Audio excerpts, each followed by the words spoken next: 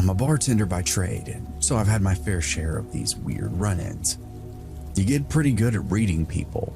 Who's there to unwind, who's there to disappear, who's there to be seen. Showboats, that kind of people. I've had a solid run at that place. A few years in, good tips, no drama. Management trusts me to close most nights. Not a bad gig. The guy in this story came in on a Tuesday. He sat 2 stools down from the service well, ordered a whiskey neat like a true lone wolf. He was around my age, clean and put together, not flashy, not sloppy, very, very normal. And that's the word that stuck with me. He watched me work and wasn't subtle about it. First round turned into 3, and somewhere between them he starts talking. Nothing wild, but it was all personal. Asked if I liked dancing, if I ever got out of the bar after my shifts. Told me I looked like I should be somewhere safer, somewhere brighter. I laughed it off and kept moving. This is what all bartenders do. We've heard it all before. And when he asked if I wanted to grab dinner sometime, I told him politely no, and that was that. He came back the next day.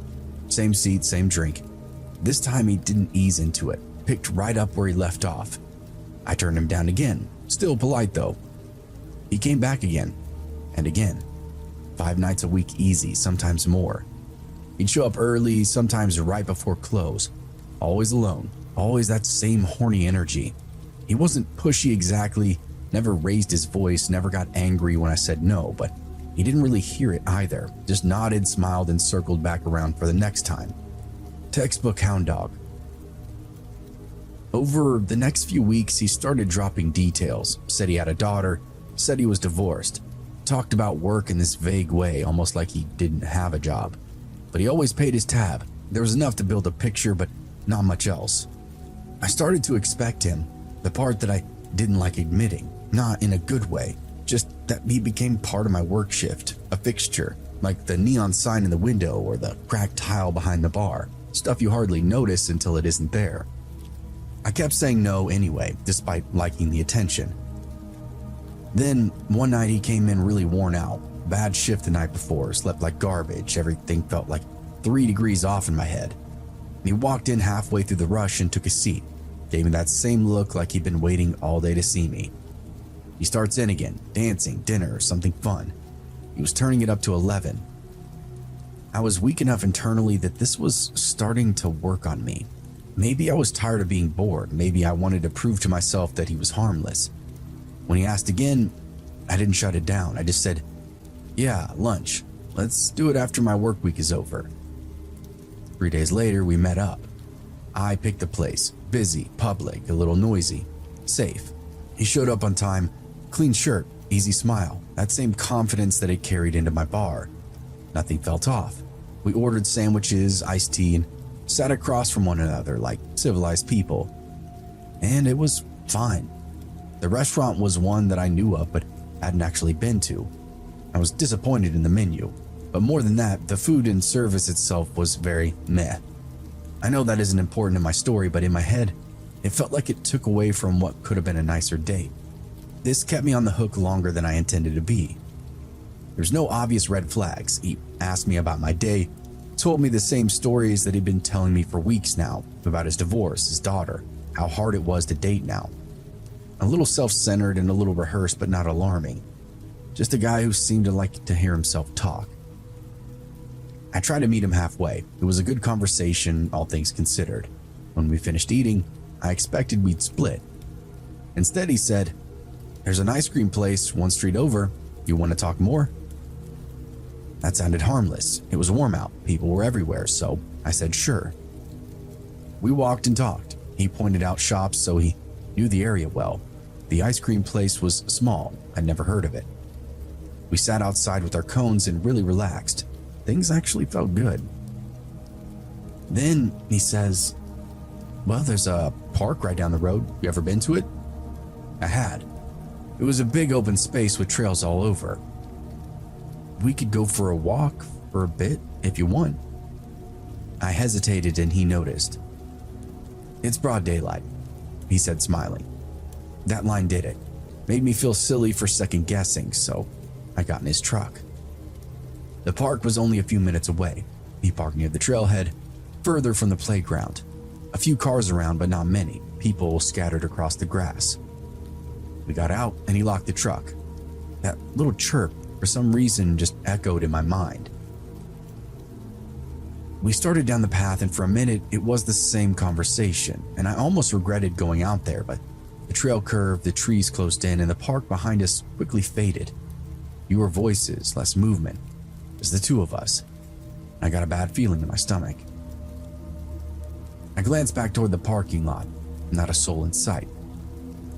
"What?" he said. "I'm just making sure I know where we are." He laughed and kept walking. We took another turn deeper into the trees, and he changed. No build-up, no warning.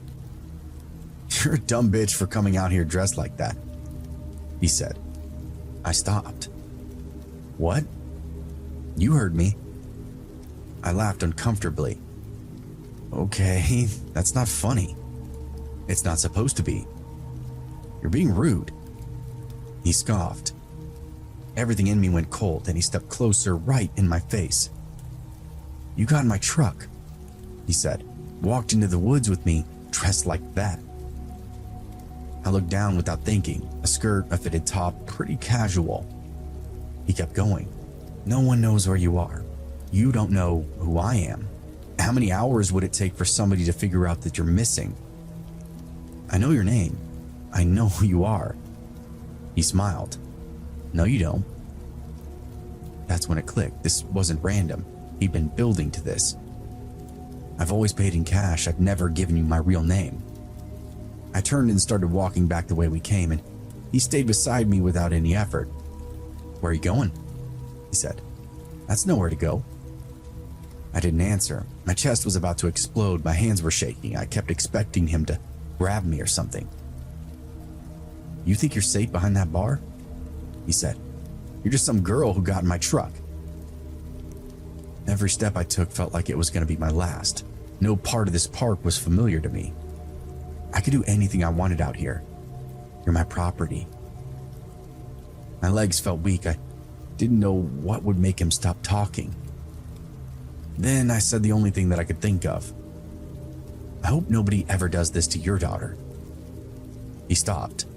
I took 2 more steps before I realized he was no longer next to me. I turned, expecting him to snap, but he just stood there, face blank. He let out this weird huff, and it sounded like a laugh or a grunt maybe. "Keep walking," he said. I didn't argue. We made it back to the truck without another word. My hands were shaking so bad that I fumbled my door. He watched but didn't help. The drive back was quiet. He stopped at lights, signaled, kept his eye on the road. No evidence of the threats of murder that he just made to me. When he pulled up near my car, he unlocked the doors and said, "You need to be more careful. I actually did you a favor today." I couldn't even look at him. "Yeah, thanks," I said. "I actually thanked this smug bastard, I know." I got out, walked to my car, and locked the doors, and lost it as soon as I was inside. Couldn't even get the key into the ignition at first. I called my sister, then my friend, then my mom, told them about what happened, or as much as I could get out. I never reported it. I don't know his real name. I don't know where he lived, and I'd gone willingly, got in his truck, walked into that park. That was the whole point, I think, too. He made sure that I blamed myself, and in a weird way, he did open my eyes up to how vulnerable that I was in the moment, and how I'll never put myself in that situation again. This all happened in 2022, and he never came back to the bar.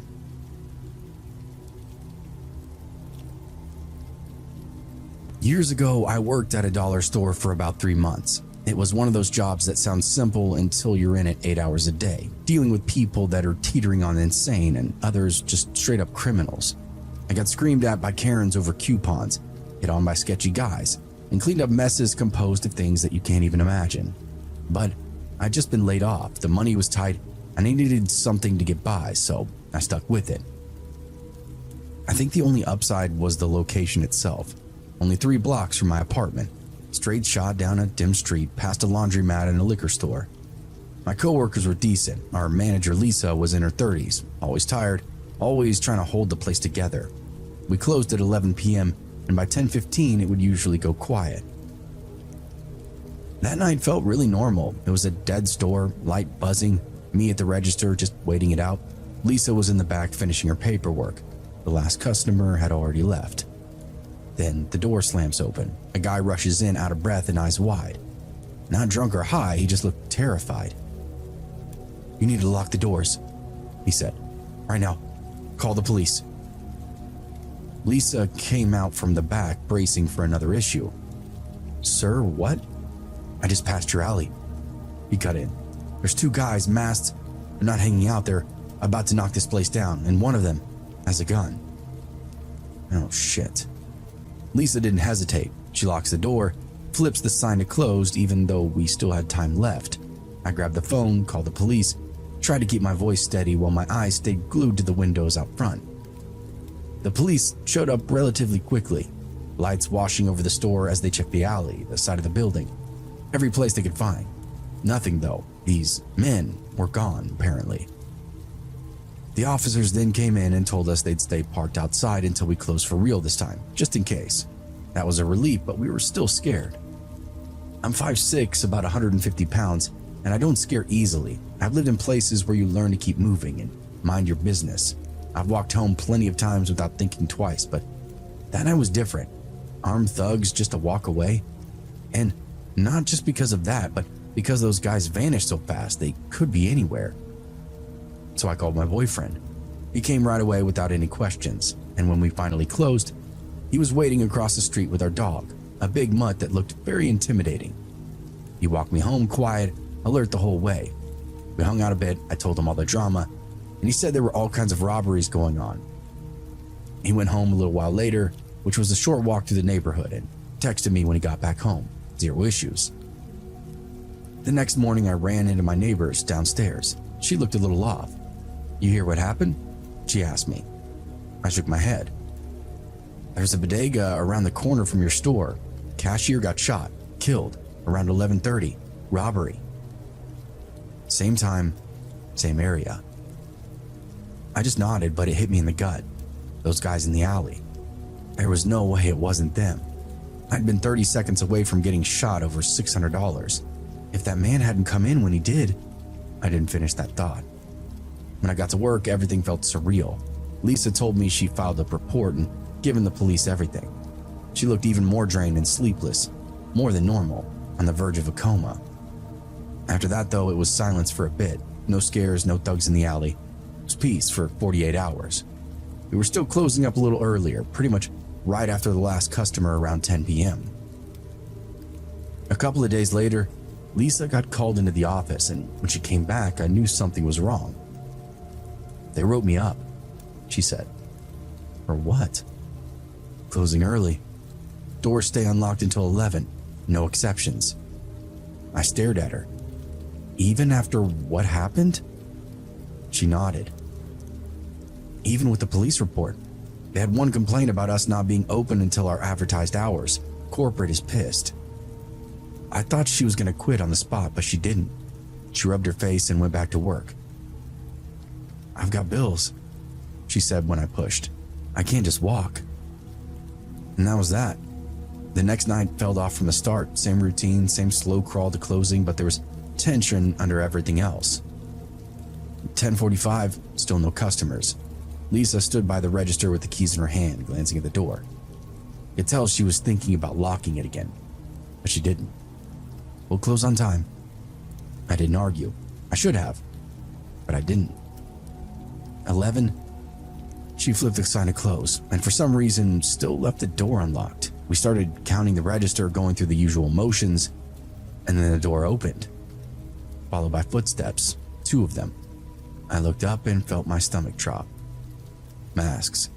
One of them had a gun, and he raised it right up to our faces.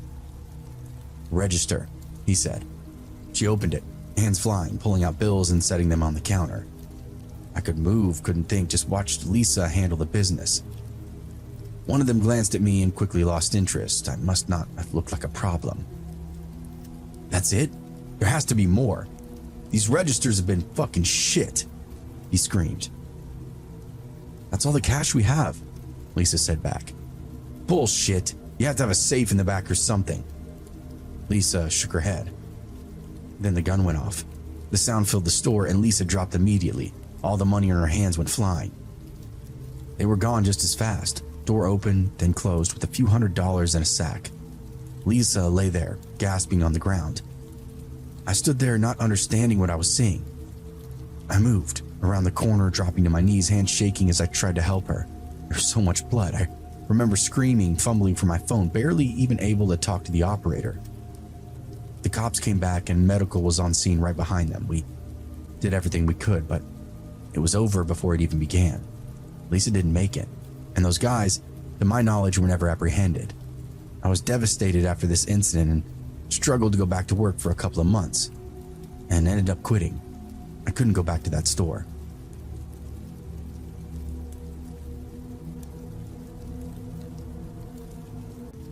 Back in 2000, I started working nights at a call center set up to what used to be an army base. It sat well outside the city, far enough that you couldn't just walk off the property and find anything resembling normal life. I'm talking about countryside. The place had been decommissioned years before, and most of it was left as is. Low concrete buildings, empty barracks, rusted fences, long stretches of cracked pavement. Eventually, they planned to turn it into a logistics hub, but at the time it was just us, one building lit up in the middle of a dead zone. If you didn't have a car, the company would run a shuttle bus. It came in before each shift and left after like clockwork. Nights were the absolute worst. The last shift would end at 11 p.m., and if you missed that bus, you were stuck out there until morning. Many people relied on this bus to get back to the city after that last shift. Now, the ride in wasn't really that bad. There was still light out, people were talking and joking. It was the ride out that was different. Everybody was tired, quiet, just ready to get home.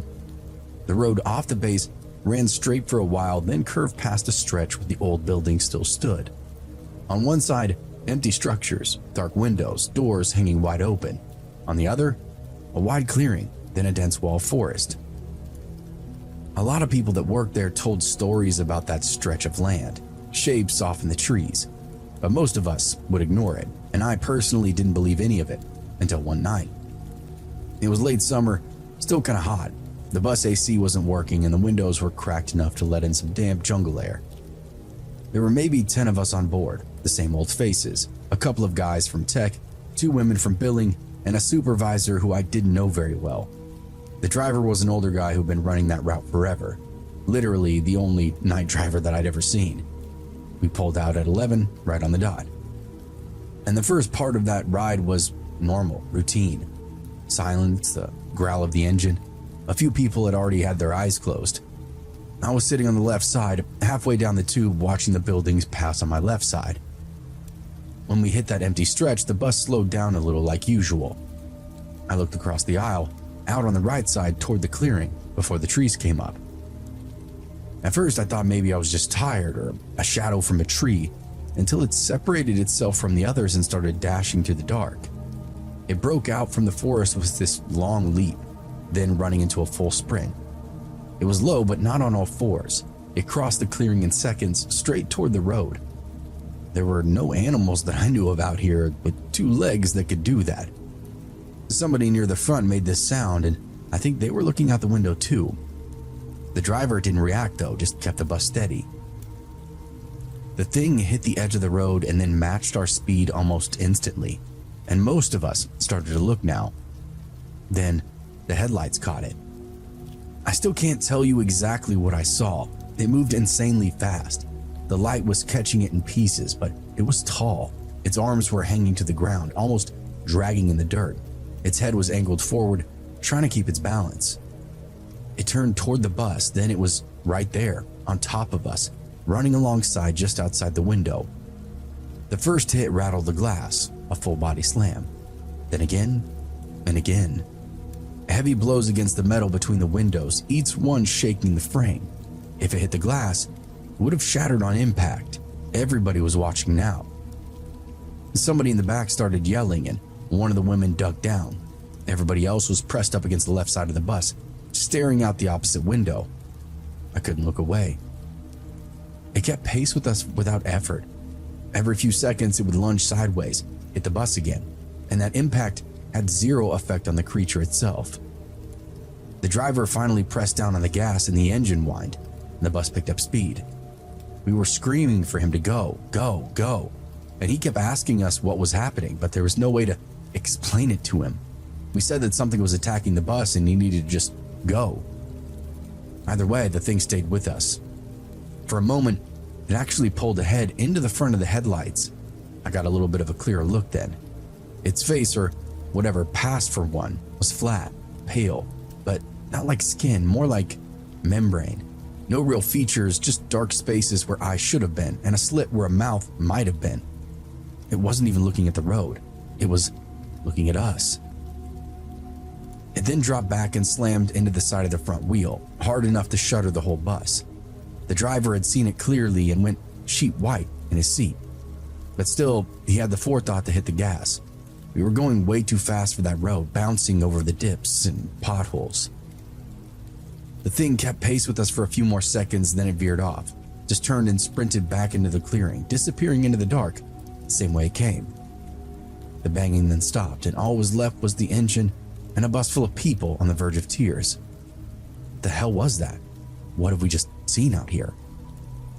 Everybody tried to make sense of it, but nobody had a good theory.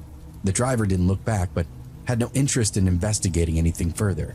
He just kept going until the buildings were gone and the road opened up toward the city. When we finally hit streetlights, all of us breathed a sigh of relief. I got off my stop and went straight home. I didn't sleep because how could I? The next night, the bus still ran at 11, and for the first time ever, there was a different driver now. No one missed it, but no one sat on the right side either. Nobody sat near a window at all. Our managers told us there would be a security patrol now, somebody to keep the road monitored while people commuted. It was better than nothing, I guess. I never saw that thing again, but apparently others have. And they all seem to have a very similar story as mine. Halloween has always been one of my favorite nights of the entire year. From the pagan origins to the more modern take of trick-or-treating, corny movies, and dressing up, I just can't get enough. One Halloween, similar to many others, my friends and I decided that we were going to go trick-or-treating. Now, admittedly, we were probably a little old, but it was our tradition, and we always had so much fun. We went from house to house getting candy and getting some looks from parents who probably also felt we were a little old. It was a largest group of people, including my current crush at the time, which made the night even more fun. The houses in this area were the ones that gave up full-size candy bars, and most people had their homes all decked out in state-of-the-art Halloween decor. As we approached one of the last houses before we were going to call it quits, I noted a particularly scary figure on the front lawn. It looked like a person waiting to jump out and scare us as we walked by. It was a tall figure, with a white mask and black covering the eyes. It was hard to tell if it was a mannequin or a person because it was so still. As I walked by, the tall figure grabbed my arm, causing me to almost crap my pants. The man got down to my face and said in a slow, soft voice through his mask, "Tag, you're it," and then ran into the backyard of the house. We all screamed, laughed, and ran to the front door for candy. Of course, we just assumed this was part of the homeowners trying to scare people who were trick-or-treating. We got our candy, and as I walked away, I turned back to the lady in the doorway and said, "That tall guy was really scary, but you might want to tell him not to grab people so hard as they walk by." The woman looked at me like I had grown a second head. I asked if she was all right, and she responded in an almost nervous voice, "You're the second young lady tonight to tell me the same story tonight. My husband's inside, and we don't have anyone set up outside to scare you kids." Now I'm officially creeped out. I ran to catch up to my friend, still thinking it was still all possibly part of a scare and the lady was just messing with me. The group of us stayed out for a little while longer. Some of us broke off from the larger group and began to walk back to my house. We decided that first we were going to walk by the house where the incident had occurred earlier in the night to see if the tall guy was set up for another scare. When we walked by it, the entire house was black, like they had ran out of candy or left for the night. From the sidewalk, I looked into the backyard, and there, the same guy with the white mask. He waved at me, and my friends told me to just ignore it, and it was obviously someone who lived there and was trying to scare us.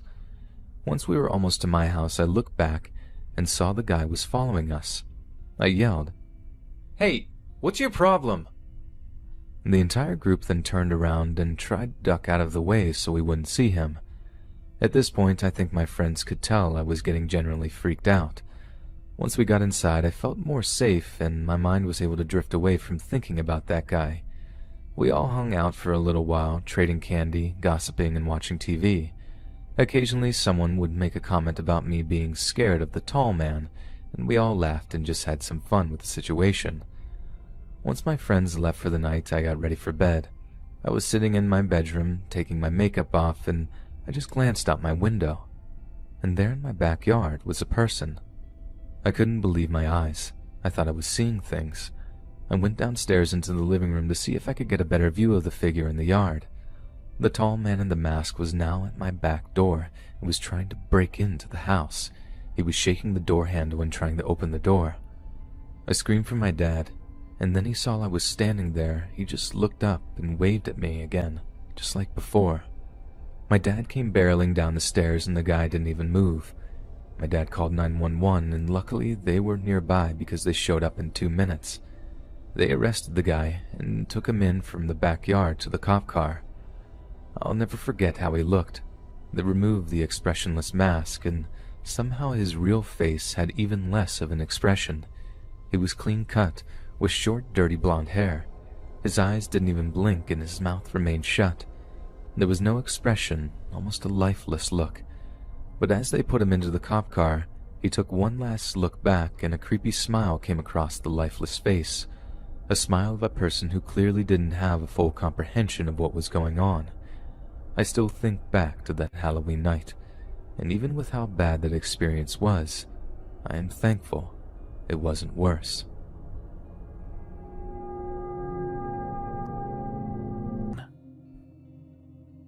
I'm a 26-year-old female. This happened about a decade ago. I still remember it like it was yesterday. A little information first. When I was 13, I was 5'10" and was often mistaken for at least 16 years old. At the time, I lived with my uncle, Jared, along with his wife, 2 daughters, and my grandma. Jared started his own business as a pool and spa man, including repairs and cleaning, and lifting heavy chemicals and other supplies for his business. He's very good at his job. He's one of those guys people generally like and get along with.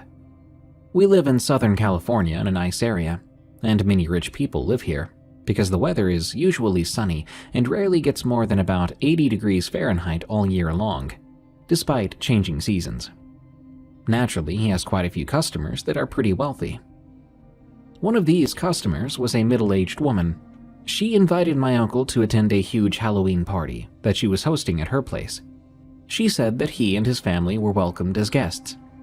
You see, my uncle was and still is to this day a huge fan of Halloween, as well as a fan of scaring people. That was something we've always had in common.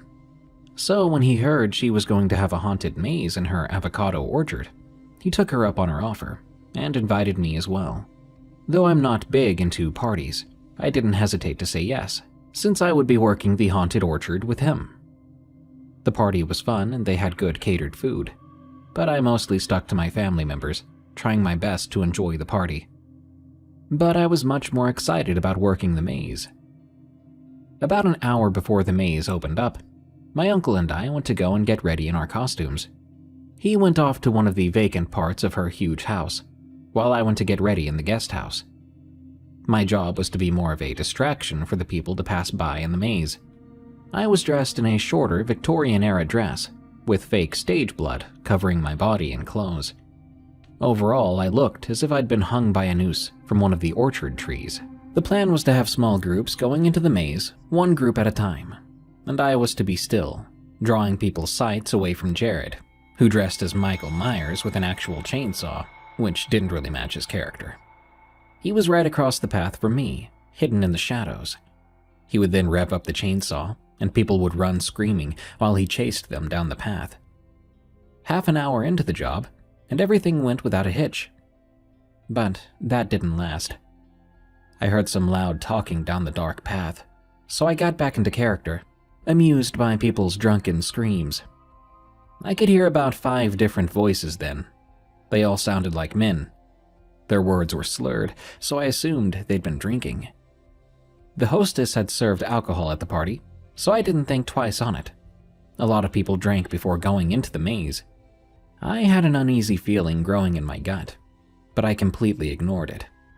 After all, I was a naive 13-year-old girl who thought she would be safe at a private party. I remember thinking that my uncle had been nearby, so I wasn't all too worried. "Well, looky there," one of them said. I heard someone laugh and make catcalls. "She's a cutie." I remember my breath freezing in my chest, and my uneasiness returned. I was the only person visible, so I knew that they had to be talking to me. I tried to look out into the dark, but I couldn't see anyone due to a spotlight that was shining on me from my feet. It wasn't until they were about 15 feet away that I finally see the outlines of these men. "Wow, she is," another man said as they walked closer to me. I was past the point of unease and just plain scared, so much so that I completely froze in fear. Though taller than most, I was still just a kid, and all 5 of these men were about my height or taller. There was no way to fight off or run from them. The men approached me, and I remember they completely reeked of booze. Only 1 or 2 of the guys' faces were half illuminated by the spotlight. The others' faces were at an angle where they were completely black from the shadow, and I remember cursing the spotlight for shining directly in my face. "Hey there, baby," one of them said, getting closer to me. He was literally only inches from me as he and another guy reached out their hands to touch me. "How about we leave this place and go have some fun instead?" "Get away from me," I remember saying, finally finding my voice. "Aw, baby, don't be like that," he dragged out. By this point, his other friends were surrounding me to where I was blocked off completely. I looked past them to my uncle's area, but I didn't see him anywhere. He must have chased that last group further down the path. I was completely alone. The man had reached toward my chest, but I slapped his hand away as hard as I could. I said, "Get away from me." My heart beat so loud and fast in my ears, I turned and tried pushing past them so I could run down the path and find Jared, but they used their bodies to make a wall and keep me from leaving. "What's the matter? Are we not good enough for you?" one of them said, taking hold of my arm. I pulled it against his grasp to try and run, and I mentally prepared for the worst. I remember taking in a deep breath to scream, hoping that someone would take it as an actual sign I was in trouble, not just another person who was being chased in the labyrinth. Then suddenly, I heard the beginning rev of a chainsaw, and all the men looked off in the darkness, where my uncle's figure as Michael Myers appeared in the reflecting glow from my spotlight. I'd never been so grateful to see a serial killer icon in my life. "What are you doing to my niece?" he demanded, rapidly stepping closer to them. I remember being so relieved to the point of almost crying, but I stopped myself. From the look on these men's faces, this 6'4" man, who was strongly built due to the job he worked 6 to 7 days a week, dressed in an orange prison jumpsuit, a Michael Myers mask, and a very real chainsaw in his hands, translated to someone who could easily mess them up for messing with his niece. They started to back away from me, but one guy smiled nervously and said, "Hey man, it's cool, we're just leaving." Then he turned to me, and he said with this eerie, disturbing smile, "We'll see you later, babe." His hand brushed lightly over my stomach. I froze again, chills running up and down my spine. The man then ran off down the path, my uncle cussing at them and threatening to call the cops as they scurried off even faster. He would have run after them, probably would have done something drastic too, if I hadn't run over into his arms and began to cry. I was shaking violently as the adrenaline wore off. He hugged me, then pulled out his cell phone to call my grandma. She soon arrived, and all 3 of us went to go and find the hostess to tell her what happened. Sadly, I don't think she was able to do anything, due to me only being able to give vague descriptions of the men, as they were mostly in shadow. And if she did, and I certainly didn't hear anything about it. Even to this day, I can't help but think what could have happened to me that night if Jared hadn't shown up when he did. There's been a couple of times where the lady has thrown more Halloween parties, I still go and work for the haunted maze, but I'm never in direct view anymore. I will actively partake in scaring the people. I've yet to be harassed like that ever again while working there, especially since I found out my true scare tactic, crawling like a fast-moving grudge towards people. I have 3 pieces of advice to anyone who works in a haunted attraction of sorts. 1. Just because you work there doesn't mean people won't start trouble with you, even during a private event. 2. Always be close to another worker, just in case something happens. And 3. Always be aware of your surroundings. Just because you're the one doing the scaring doesn't mean you won't be the one to have experienced traumatic events by the end of the night. The Treehouse, from Dark Rider 88. Halloween was always my favorite holiday growing up. Dressing up, eating candy, pulling pranks. What's not to love? But ever since that one Halloween night when I was 12 years old, I've never looked at October 31st the same way again. I grew up in a quiet suburb of Denver full of families and kids my age. My parents had moved there when I was young, because it seemed like such a safe, friendly neighborhood. And it was, for the most part.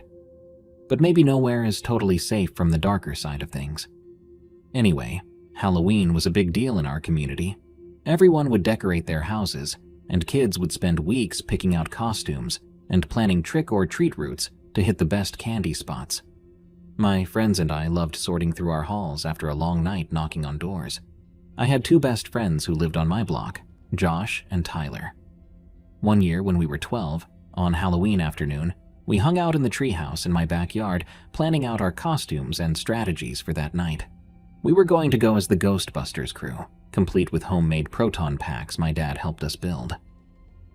We could barely contain our excitement as we helped each other with our costumes before heading out around dusk. It was the perfect night, just chilly enough to warrant a jacket, clear skies, and a bright moon.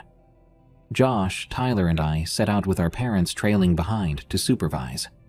We made our way up and down the neighborhood streets, ringing doorbells and yelling the usual trick or treat at each house. Things were going great. Our bags were loaded up with candy in no time. After a couple hours, we were ready to call it quits.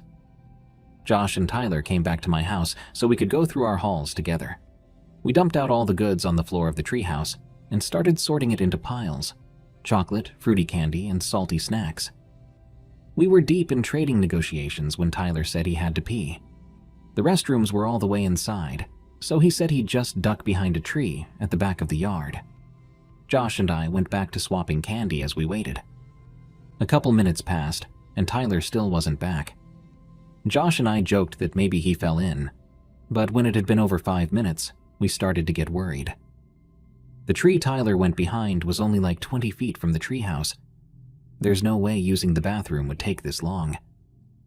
Josh and I climbed down from the treehouse and slowly walked toward where we last saw Tyler head. As we made our way across the lawn, the wind picked up, scattering leaves at our feet. The moon above was obscured by clouds passing in front of it. We were halfway to the tree when a blood-curdling scream pierced the night. It sounded like Tyler, but twisted and raw in a way I'd never heard before. Josh and I froze, staring wide-eyed at each other. Then we heard it again, that awful guttural scream coming from the dark shape of the tree. We ran inside, yelling for our parents. My dad and Josh's mom came sprinting out. We were crying, trying to explain what we heard. The adults searched the backyard with flashlights, but found nothing. No sign of Tyler or whatever made that horrifying sound. Josh's mom ran to Tyler's house, while my dad called 911. The police showed up, but also found no trace of him. Needless to say, trick-or-treating was over for the night. Josh's mom stayed with us, as we all anxiously awaited news. Around midnight, a knock finally came at the door. It was Tyler, escorted by a police officer.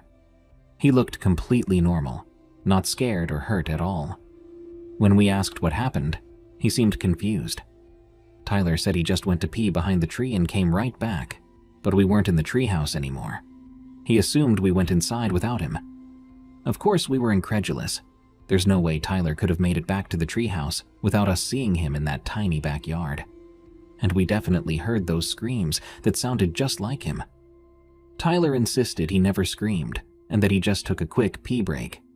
Our parents were disturbed and relieved at the same time. We were all sufficiently freaked out, so Tyler just went home after that. I slept with the covers over my head that night, listening for any screams from outside my window, but none came. The next day, things felt relatively back to normal. We still had fun trading candy and telling ghost stories like any other post-Halloween, but there was an unspoken unease whenever we made eye contact. Each of us knew what we heard and that it didn't come from our friend. Tyler moved away the next year, and Josh and I drifted apart in high school. But we've never spoken about that night again. I haven't been trick-or-treating since, even now in my 20s. I get anxious as soon as the sun starts going down on Halloween. These days, shadows seem to move in a way they shouldn't, carrying whispers of the unexplained. Whatever terrifying presence visited my backyard that night, I don't intend to encounter it ever again. This story took place back in 2016, during the clown craze that was going on. My local church has a Halloween-themed carnival every year, and my friends and I decided it would be fun to help out with setting up the carnival and helping run the games. I met up with my friends A and C after school the day of the festivities, because where it was being held was within walking distance of our high school. On our way there, we noticed a man in a clown costume standing right near one of the houses, which was next to the high school. I was already nervous of clowns to begin with, so when I saw him, I instantly became paranoid. But I brushed it off. It was Halloween after all, and it was probably just someone dressed up for trick-or-treating, even though it was a bit early, at 3 p.m. We continued walking on down to the clearing where the carnival was being held. We helped things get set up and got into our costumes. Before long, we were having a great time. At about 7 p.m., there weren't that many people left showing up, so we took off walking around the downtown area, more specifically one of the nearby streets. They go all out for Halloween here, and A really wanted to see the decorations. C and I agreed, so off we went. There were skeletons and headstone decorations and tall inflatables as far as the eye could see. We were mesmerized by it all. It took us a minute to notice the same clown guy from earlier standing near one of the headstones. His costume had fiery orange hair, and the makeup on the mask was funny, as if he just painted over the makeup that was already on it. His clothing was black and white striped, with a huge black and white polka dot neck collar. I was creeped out at that point, but A and C thought it would be marvelous to taunt him and make fun of his costume. I was like, guys, you shouldn't do that. Let's just go. After throwing a few more insults, they gave in to my pleas. We turned and walked back in the direction we came from, away from that clown. Now, there's a store at the end of the street, and a little further down is a donut shop. But in between the two was a long path that went right through a wooded area that had little to no lighting at all, and was very creepy at night. C spoke up, saying, "Why don't we walk this way? There's no cars, so we'd be less likely to get run over." As if that would happen, A said. We started walking carefully down the path, beginning to talk about the typical stuff teenage girls talk about. Boys we liked, people we couldn't stand, so on and so forth. We heard footsteps fast approaching behind us. We turned around. There was the same clown we'd already seen twice that night. But instead of just standing still and staring at us, he was now running at a full sprint towards us. He was waving what looked to be a butcher knife above his head, like some sort of maniac. We took off as fast as we could, running toward where the carnival was being held. He was catching up quick though, when, by the grace of God, he must have tripped over a fallen branch. Because when we turned around, he was slowly getting back up off the ground. We did not waste the opportunity. We took off, finally making it back to the carnival. When we got there, we explained to our pastor what happened. He ended up calling the police. Eventually, an officer showed up, taking our statements and searching the nearby area. He found nothing, save for the knife the clown had laid in the dirt where he'd fallen. Our pastor took us home, as we were too scared to be out anymore. This may not be the scariest story, but it's definitely one that has stuck with me for years. I'm 22 now, and to this day, I'm absolutely terrified of clowns. This happened when I was younger. As an adult, it's even more scary. I lived in a town in Wyoming growing up. We lived in the front of the city park, if you can even call it a park, that is. There were a lot of people who were drunks, as well as homeless people that lived in the park, so most children didn't go to the park. Me and my brother did often though, as very little scared us, that is, until that night. Now, being a small town, even though living across a somewhat dangerous place, no one locked their doors. My room was the first one as you came into our house. One night I woke up to someone putting their arm around me. I thought it was my mom. Not that she did that, but I was only a kid. I turned over to ask what she wanted, and there was a homeless man who was in my bed and he was staring at me with a blank smile. He then said something to me like, "Well, looky here. Isn't this a real treat?" Or something like that. It's been so long, I'm not sure exactly what was said. I then screamed and he had said to quiet down since I was in his bed. My dad came into the room and then instantly got angry. Now, he's not a big guy, but he had picked him up and then dragged him right out of the house. The whole time, this guy was screaming that this is his house and that I'm now his wife. I was only about 10 years old at the time. We ended up calling the cops and they came and got him. They told us that it was our own fault for not locking the doors. Needless to say, after that, we always had the doors locked regardless if it was day or night. I moved away and into a safer place, but I do still lock my doors to this day. I'm even a little OCD about it, and I make sure that I can't even open the door. I'm a mother now myself, and I can't even imagine something like this happening to my own children.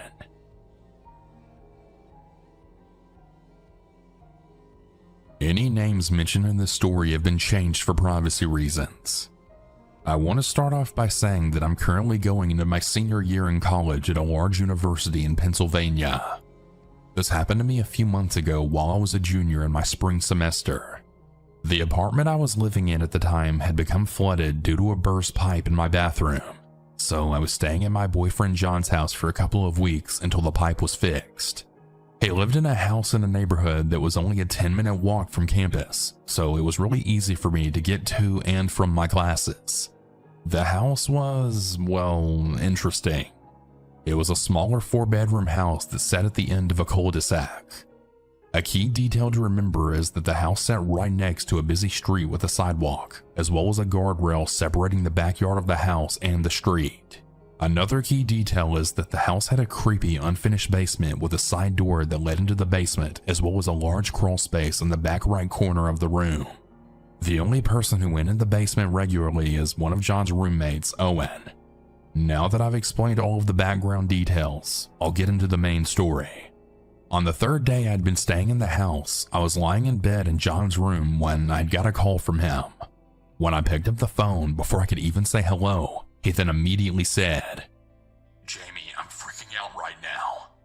I paused and I asked him what was going on, and he then responded by explaining that he was walking on the sidewalk down the busy street that I previously mentioned when a dirty-looking homeless man had approached him. John said the man was just standing in the middle of the sidewalk just staring at it until John went to walk past him and he started talking to him. The man was talking about how handsome John was and that he must get a lot of attention from all the guys at school. John went on to explain that he had a girlfriend and had tried to walk away from the man. However, before letting John go, the man said that he lived only a few blocks away and that he would see him very soon. John then walked away quickly, and when he briefly turned around, he saw the man still staring at him with a wide smile on his face. I was freaking out because this had happened literally right next to the backyard of the house, but I figured that the man wouldn't know where John lived. He hung up on the phone and got home a few minutes later, but insisted that nothing would happen and that everything would be okay. However, several weird things happened over the next couple of days. I first saw that some of the food I had bought was missing from both the fridge and pantry. John had asked his roommates if they had taken the food, but both of them insisted that they hadn't. As well as this, I had heard weird noises at night that sounded like slow footsteps walking around the entire house, then descending into the basement. I just thought it was one of John's roommates sleepwalking and that John didn't seem to hear them, so I just shook it off. Well, about 5 days later after my boyfriend's phone call was when shit really hit the fan. It was the middle of the day, and John and I were laying in his bed watching TV when we had heard a loud scream from the basement.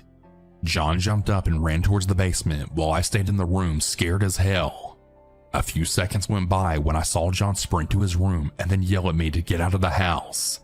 Owen followed soon after, so I knew whatever happened was serious. We all ran into the house and then jumped into John's car when he then told me what was going on. So apparently Owen was in the basement getting tools to work on his motorcycle when he had heard strange noises sounding like chewing coming from the crawl space. He didn't think anything of it until the noises got louder and louder, and when Owen went to look in the crawl space, he didn't see anything at first because it was so dark. So he had shined his flashlight into the crawl space and then immediately screamed. There was a dirty looking man sitting in the far back corner of the crawl space eating a bag of chips. My chips from the kitchen pantry. That's when John went to go check out what happened, and Owen screamed at him to get the hell out of the house. John called the police while we all waited in the car with the doors locked. Luckily, the police arrived within 5 minutes, and Owen immediately directed them to the basement. A few minutes later, the police came out of the house with the man in handcuffs. John then gasped and then said, "Oh my God, that's him." I was confused until I then realized that it was the same creepy man who had spoke to John on the sidewalk only days prior. I will never forget the look on John's face. It was full of pure terror. After the officer put the man in their police car, they had took John's statement. That's when we found out how the man was able to get into the house. It turned out that he was homeless and had got into the house from the unlocked side door that led into the basement. He then crawled into the crawl space and set up camp there. When the police searched the crawl space, they found food wrappers, chip bags, bottled Gatorade, and a small blanket that Owen ended up claiming as his. He was the one stealing all of the food from the kitchen and was probably making the strange noises that I was hearing at night. It terrifies me to know that he was living in John's house for who knows how many days until he was caught. John has since moved out of that house, and I returned to my apartment. I never knew what happened to that man after the incident. For all I know, he could be back to roaming on that sidewalk, waiting for another house to break into. The moral of the story is to lock every door in your house and always keep an eye out for strange individuals. If that man wasn't caught, who knows what he could have done.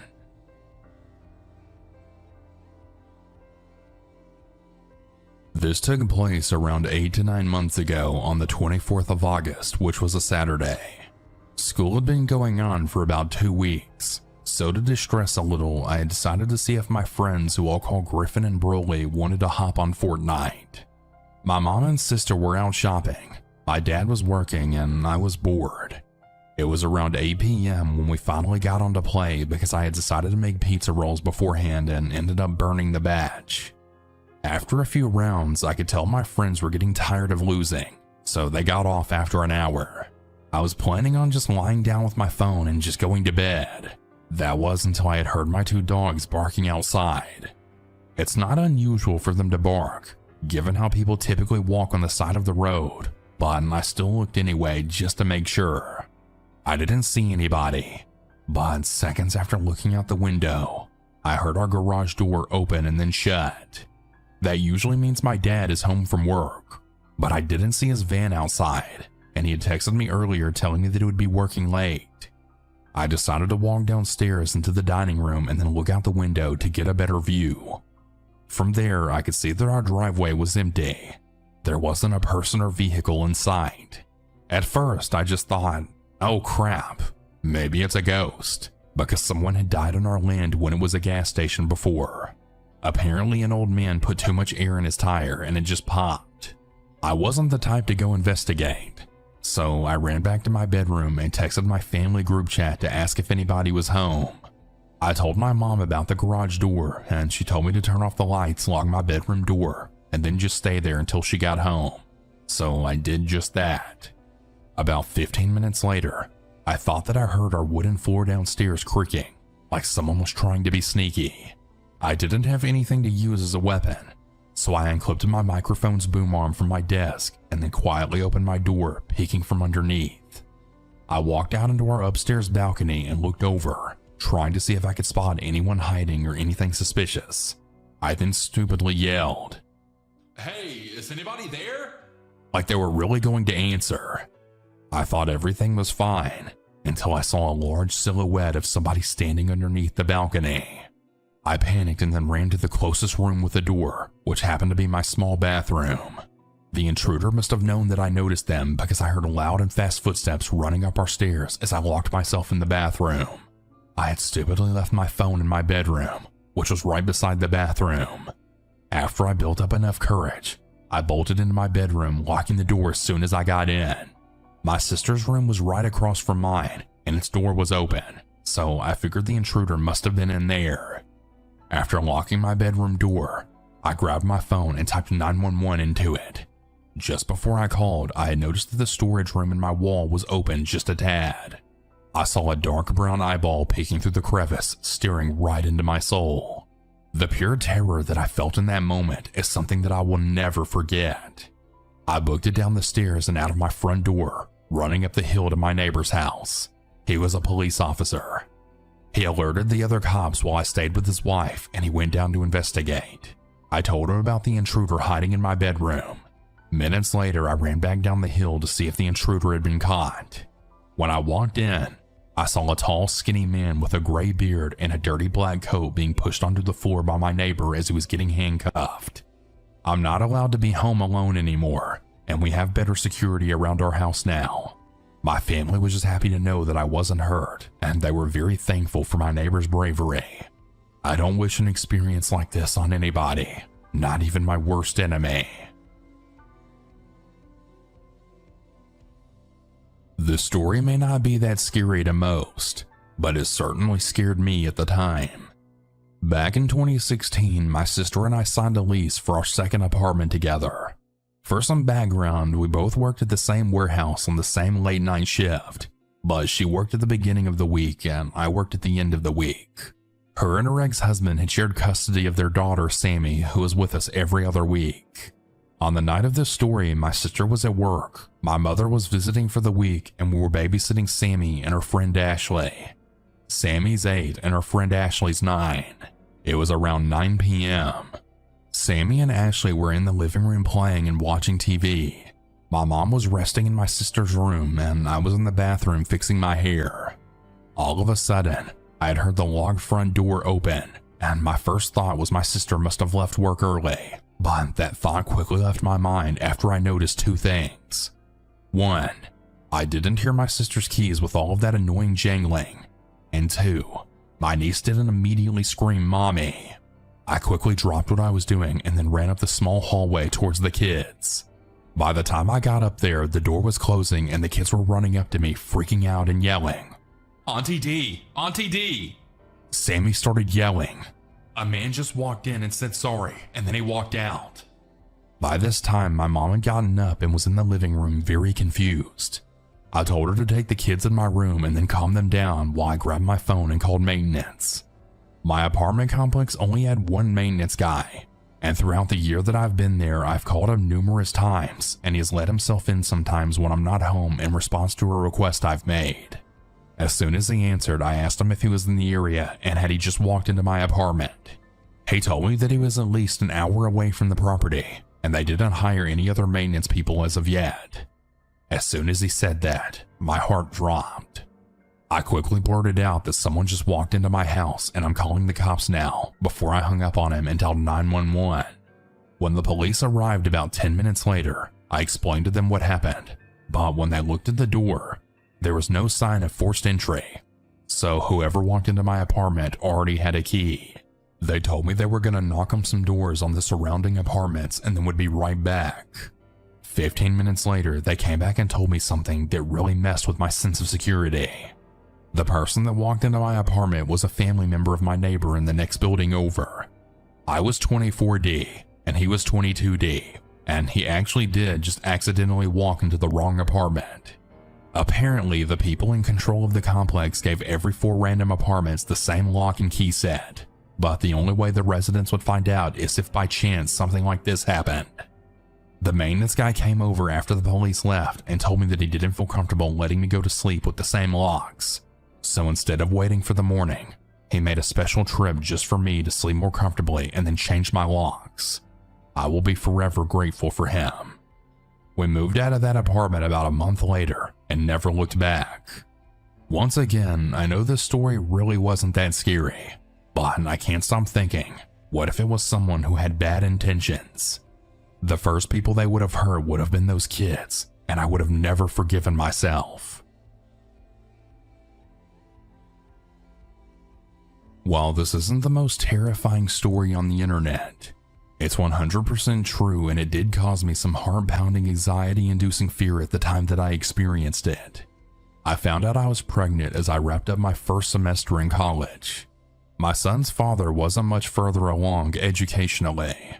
We knew it wasn't a good time to become parents, and yet we were naive and ignorant enough to somehow believe we could make it work.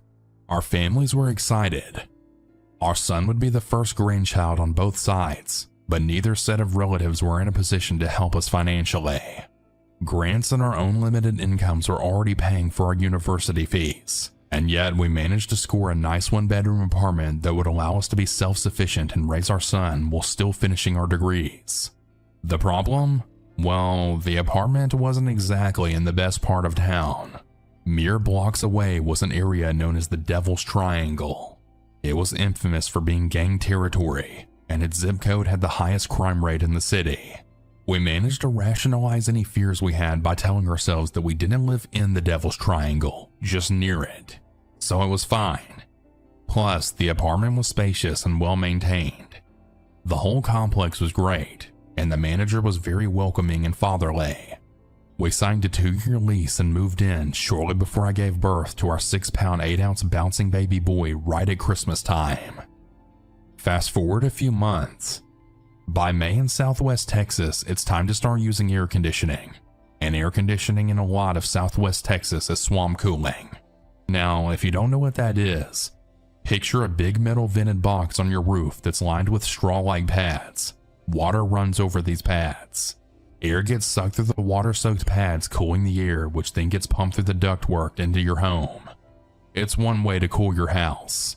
Not the best way, but it's better than nothing, and it works more effectively if you leave your windows cracked just a smidge. This creates a type of vacuum effect that pulls air outside, allowing cool air from ducts to circulate more efficiently through a given room. So it's May, it's late, and we're asleep. The swamp cooler is running. The window is cracked about an inch or two, and my sleeping baby's crib is right next to the window. That's when I hear it, a rustling noise. Metal is brushing against something. It's barely audible, yet it was just loud enough to wake me up. I listen carefully for a few seconds. The sound is familiar, but I can't place it. It's not the baby. He's still sleeping.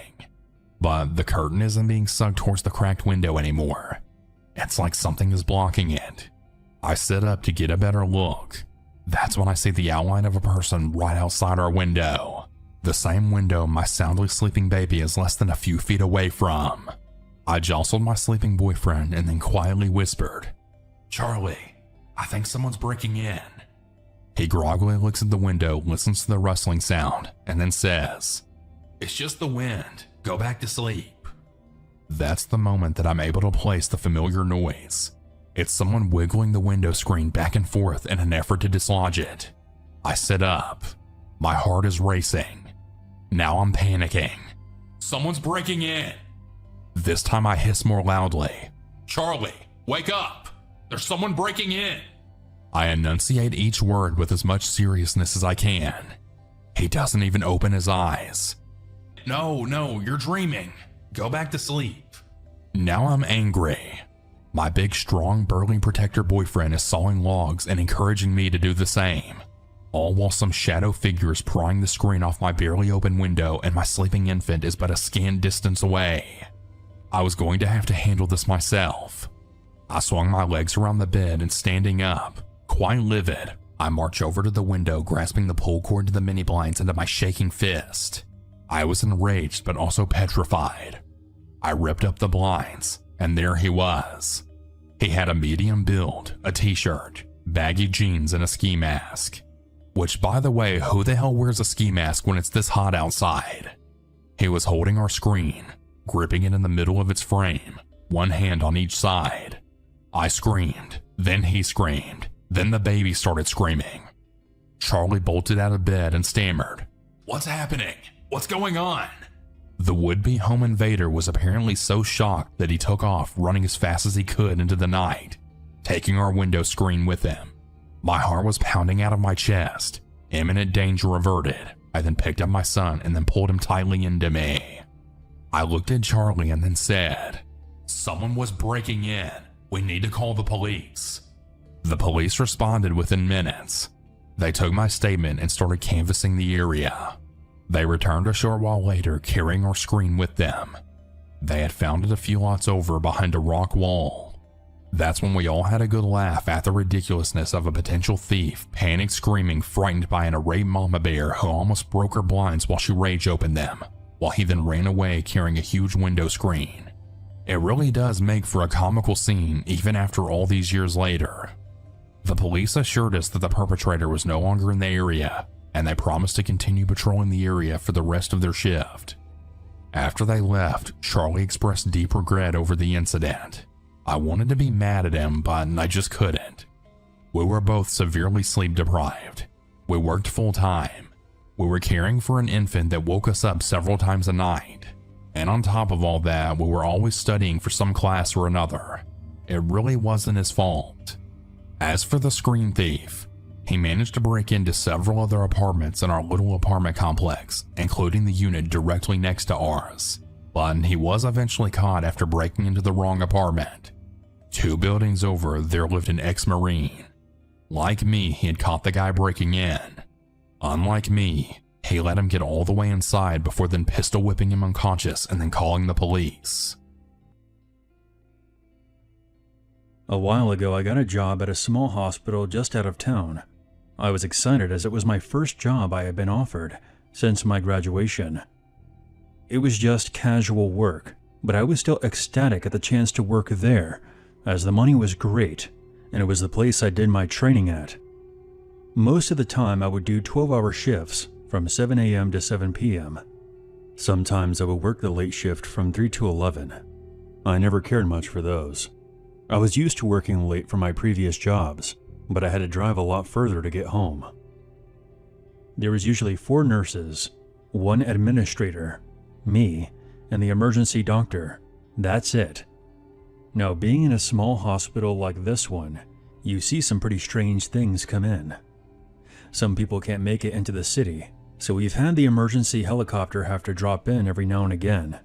I've seen some pretty horrific things, like whole families dying from accidents on curved country roads. I've even had people bring in animals in desperation, as there was no veterinarian nearby that was open. This one particular night, around 10 p.m., I was sitting and talking with one of my nurses about a patient's chart, but I was mostly just wasting time until I got off at 11. The hospital was very quiet. I had only checked in 6 patients up to that point. I then heard a strange noise by the entrance. I then saw a man making his way toward us.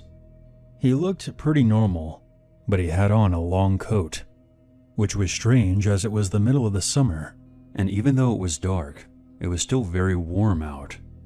The nurse beside me let out a long sigh and got up to use the restroom, leaving me to deal with our new arrival. As he drew closer, the strange sound got louder, and something caught the light. He was dragging something behind him, but I couldn't make out what it was, although I assumed it was metal from the scraping sound it was making. It sent a shiver up my spine. He stopped at the desk, and I could see his eyes were wide, his pupils big, his face was pale, and it looked like he hadn't slept in a while. I had seen this look many times before, and immediately associated it with someone who was under the influence of something. He leaned on the desk and ran his fingers through his hair, pulling at it and grinding his teeth. When people like this come in, they are usually looking for drugs. Most of the time they will complain about migraines or fibromyalgia, anything we can't prove to the contrary. I processed him as usual and noticed he was becoming more and more irritable as time passed. Eventually, when I finished up, I pointed him toward the waiting area. He then asked how long it was going to be. Knowing that the on-call doctor had gone on a quick break, I estimated about half an hour. That's when his whole demeanor changed. The anger on his face was obvious as he stormed over to the waiting area, which is a room between the ER and the front desk. As he walked away, I caught a glimpse of what he was dragging behind him, and quickly came to the realization it was an axe. I panicked and almost called the code over the PA system, but I didn't want him to realize. I promptly called the police on my cell phone and ran down the hall to signal to the nurses we had an issue. The police would have to come from 2 towns over, which takes on average 20 minutes. Of course, as we were all pretty small girls, we didn't want to go near him. This man was tall and muscular. Even all of our forces combined, we wouldn't stand a chance. I calmly walked back to the front desk and paged the doctor, asking him to call me. I waited and waited, but I never got a response. I watched the man getting more agitated, and soon he began yelling and asking for help. I quickly hid from him. The other nurses and I devised a plan to lock him in the waiting area. The glass is reinforced and the doors are heavy, so it should have been able to hold him there until the police arrived. The plan went down without a hitch until the man realized what we had done. He started screaming and throwing chairs around the room. He then began using his axe on the door. We were all standing near the front desk and watching.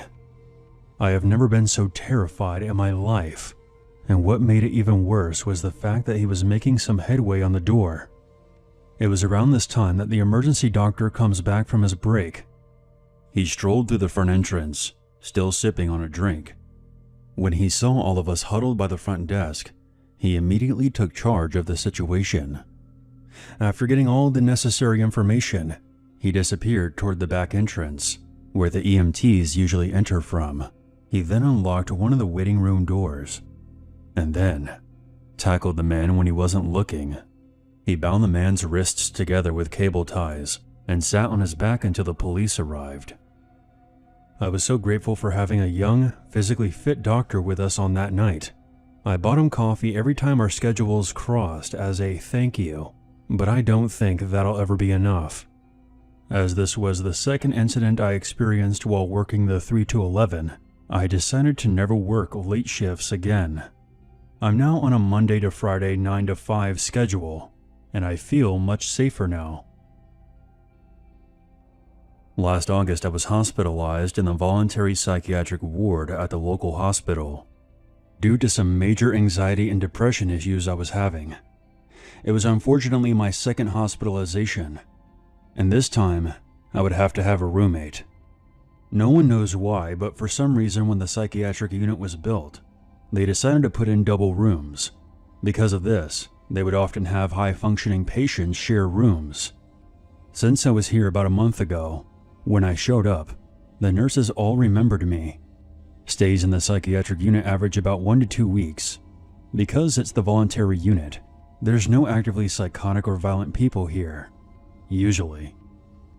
My roommate, Jane, seemed nice enough. She was an unassuming, petite woman. One thing she really enjoyed doing was sitting at her desk and work on crossword puzzles. In fact, that was the only thing she ever seemed to be doing. In the rooms, each patient gets a desk and a dresser, which are right next to each other. I was admitted to the hospital around 6 p.m. By 9:30, I had taken my medication and was doing some meditation before going to sleep. I was looking at this beautiful picture of a tree and fence that was mounted to the wall and focusing on it while slowing my breathing. That's when I saw that there was writing on it. I hadn't noticed it earlier. It was in pencil and was put into the picture with enough force to indent it. The writing said, "They are all liars. Liars." There were some other things I couldn't quite decipher. It creeped me out a bit, but I figure it had to have been the previous patient, so I went to the nurse's station to let them know. If you've ever been to a psychiatric ward, you'll know that most of the time, it's terribly boring. I spent most days walking around the unit. Some patients would actually count their laps. Apparently 30 laps equaled a mile. I also spent some time in the art room painting with a group. I began to notice that Jane never went to any of the groups. In fact, she never left the room. Then I realized that I had never seen her leaving the desk. Each time I came into our room, she would be sitting there, working on a crossword. I figured that's how she dealt with the boredom of this place. I tried to make small talk with her when I came in and out. I then realized something odd. The crossword puzzle she was working on never changed. It was the same exact one, with no progress being made. I would compare it to that scene from The Shining, where Mrs. Torrance discovers that all Jack had been writing for his screenplay was, "All work and no play makes Jack a dull boy." It's quite a chilling way to discover that someone has gone off the deep end. The second night I came back in around 10:30 to go to sleep. She was still sitting at the desk, working on that same crossword puzzle with the lights on. I shrugged at it, because by this point she was no longer responding to me saying hello or asking if she was going to join the group. It was possible that she could have been having a reaction to some medication or just didn't feel like talking. So I turned off all my lights and pulled my privacy curtain closed. The medication I was on at the time basically knocked me out, so I was able to fall asleep pretty quickly. Around 2 a.m., I woke up to one of the medical assistants asking my roommate if she thought it was time to go to bed or turn off her light so that her roommate, referring to me, could sleep. She didn't really respond to the person and didn't turn off the light. I ended up just rolling back over and going to sleep. At some point she had turned off the light and gone to bed, because I woke up sometime later in complete darkness. I was confused. The medications I was taking would usually make me sleep for 12 hours straight. I then realized I could hear someone talking. It was Jane. She kept repeating, "Jesse, help me. Jesse, help me." I responded with, "Jane, are you okay?" She didn't reply to me, but she kept saying it over and over again, so I thought she may have been talking in her sleep. Eventually I dozed off again, only to wake up again at some point later. She was saying the same thing, only louder this time. I knew that she wasn't talking in her sleep this time. I tried to get her to respond to me, but she never acknowledged that I was even there. She just kept raising her voice. "Jesse, help me. I need help, Jesse." I got up and went to go get the night nurse, whose name was Jessie. I told her that my roommate was calling for her. By the time we got back into the room, Jane was hysterical. She was crying out for Jessie and trying to get out of bed. Jessie did her best to calm her down, and I was rattled. But I was given another sedation, and I ended up going back to sleep. When I woke up the next morning, Jane wasn't in the room, and a table that had once been near her bed was now in front of the bathroom curtain. There were no doors because of self-harm risks.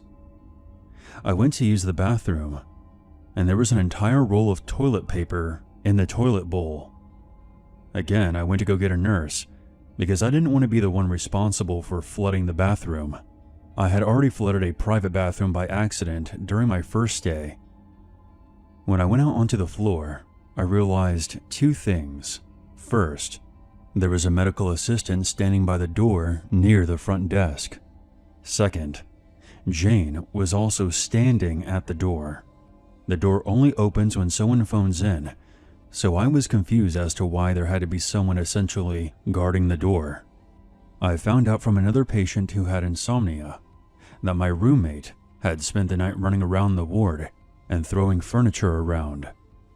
They had finally gotten security down to talk to her, and she calmed down, but then stood in front of the door and was still standing there like a statue for hours. I went about my usual routine of eating breakfast and painting. I asked some of the assistants about my roommate, and they tell me that she's been standing there since their shift started, 6 a.m.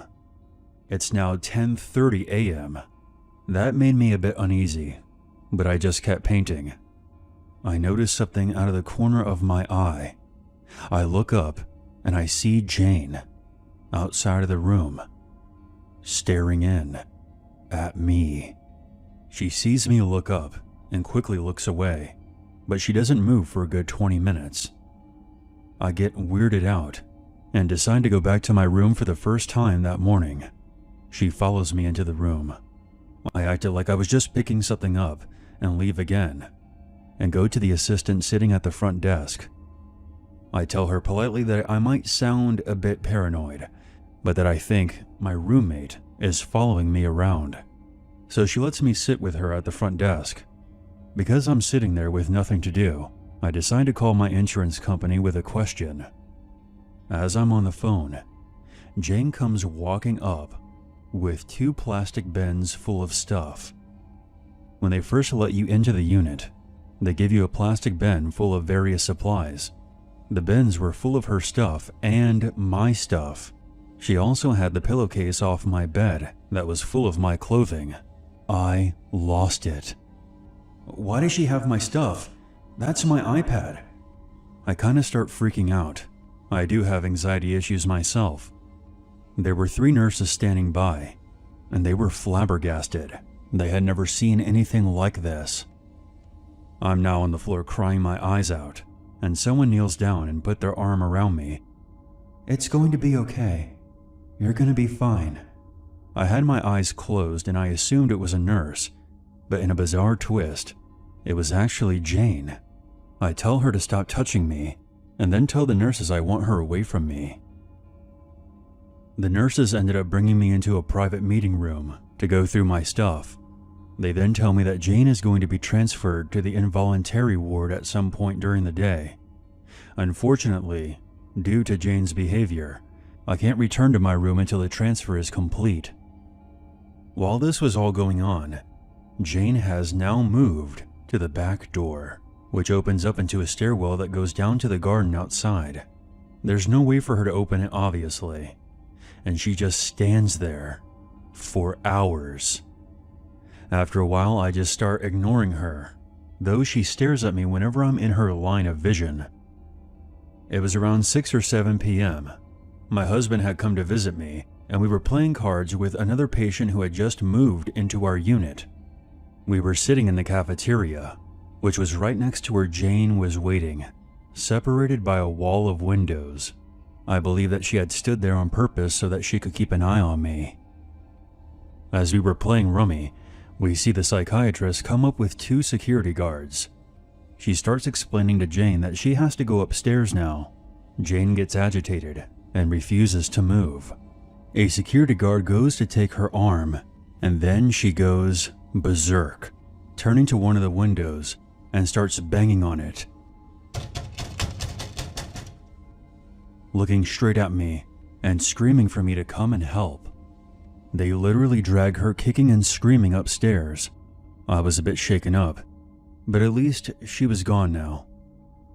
I end up with another roommate, also named Jane, but this new Jane was super sweet, and she was in the unit because she was detoxing from a medication.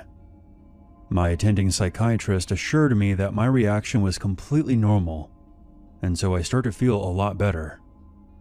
The next day after lunch, it was time to visit the garden. I actually really enjoyed going outside.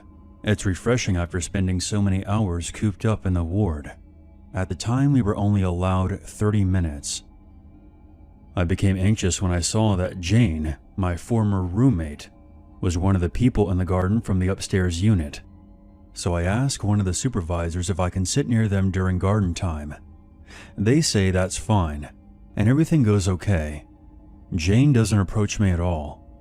Now you might think that I'm being a bit dramatic, but Jane is one of those people who only appears to not be paying attention. However, it only appears that way. When we came back inside, since I didn't need an escort back to my unit, I made sure to break off from the group and get away from Jane as soon as possible.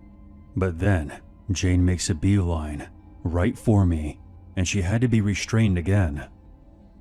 I didn't see her again after that. I think maybe the hospital staff realized that having her around me in any capacity was a bad idea. Something about me triggered her, and I don't like to think about what would have happened to me if she continued to be my roommate. This is a story that was told to me by my mother when I was old enough to understand what had almost happened to me. I was only a few weeks old at the time. In those days, when a mother had given birth and had taken their newborns home, midwives were sent from the hospital to check in on the baby and the mother once or twice a week. My dad was working, so he wasn't home, and my mother had put me to sleep and was going about her business in the house. 2 midwives had stopped by earlier that week, so she was confused when she heard a knock at the door. We lived in a very close-knit community where there was rarely any crime, but most people who lived there worked for most of the day, so it was basically deserted around this time. My mother was greeted by a male and a female who were both dressed in hospital uniforms with security badges. They politely asked if they could come in. They explained that they had been sent by the hospital. My mom let them in because they looked like professionals with the badges and uniforms. They even knew that she had a little girl and my mother's name. It was very convincing at the time, but that information was easy to access. The man said that he was going to take me upstairs to check on me, and the woman would look at my mom downstairs. However, my mother didn't feel okay about them wanting to separate us, and she explained that a pair of midwives had already been there that week and said that she was going to call the hospital as nobody had notified her that someone was coming just a day after. She also warned them that her husband, my father, was on his way home from work and wouldn't be happy about this unscheduled visit. At this point, the two got very defensive and said that they would leave after being really pushy with my mother to separate the two of us. After the back and forth, she finally got them to leave. They quickly changed their behavior to a more calm demeanor and said not to worry and that it must have been a mistake. What was even stranger, though, was that when my mom opened the door for them to leave, there was another person waiting in a car outside who still had the engine running. She called the hospital, and they told her they didn't have any midwives scheduled to visit her that day, and that they would always alert the mother if they were going to send one. They also mentioned that they would never ask to separate the mother and the baby. My mother gave them a description of the visitors, and they told her they didn't have any male midwives at that hospital, and that she should contact the police right away. Terrified, my mother called my dad, who came straight home from work, and they reported the incident to the police, but it never amounted to anything that we know of. Who knows what those two were planning to do? If they had gained access to all that information about my mother, they must have had someone watching the house and knew that my father wouldn't be home. And they had even gone through the effort of obtaining the uniforms and badges. Thank God my mom acted on her instincts and got them the hell out of the house. It's even more creepy to imagine what my life would be like now if they had gotten to carry out what they were planning to do that day. I don't believe this could have been a genuine mix-up. They had not followed the standard protocol, and no one told my mother they were visiting. And they were very rude and defensive when my mother challenged them, which is not acceptable behavior from a health professional. I believe we were very lucky they decided to leave. My mother couldn't have done anything if they decided to use force. I just hope they didn't do this to anyone else.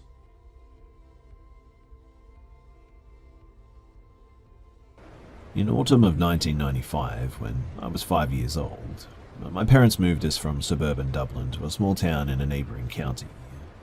Nowadays, that area would almost be considered suburban, but back then, it was the middle of nowhere, right before Ireland's economy started to really boom too.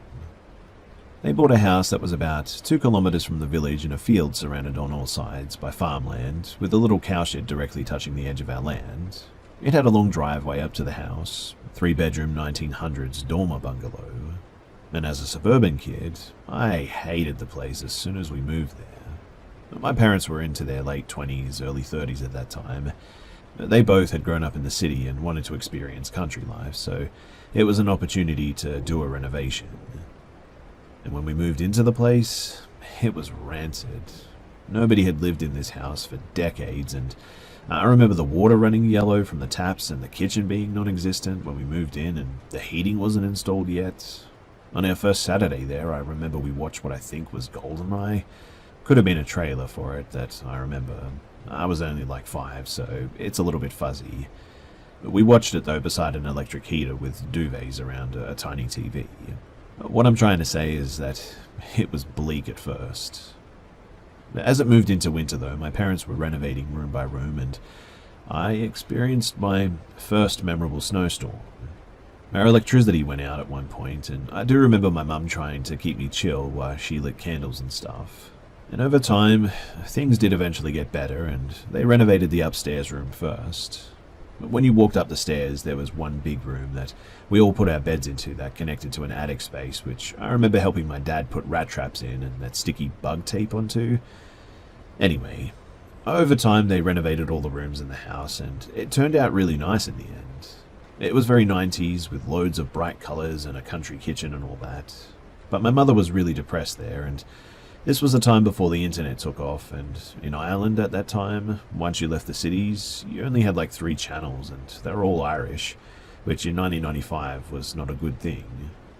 She just felt isolated, I guess, and I remember a few times she let me take the day off school and stay home even. I think that she did this because she was lonely though. Anyway, in August of 1996, they gave up and moved us back to the city. They bought a really nice brand new home right before house prices skyrocketed, and I even got to rejoin the class that I had spent a couple of months with in 1995. In 2011, when I was 21, my dad and I went for a drive together and decided to drive back to that town. And he started telling me stories about that house, and suddenly a bunch of experience that I'd had suddenly made a lot of sense. So, remember that big room upstairs? My whole life, I've had this sort of reoccurring dream where I'm lying in bed, my parents are downstairs with my family over, and as I close my eyes, I can see shadows moving in front of me between the hanging lights and the bed, as if someone is sort of walking back and forth in front of me. And I've had that dream maybe 20 times, I would guess.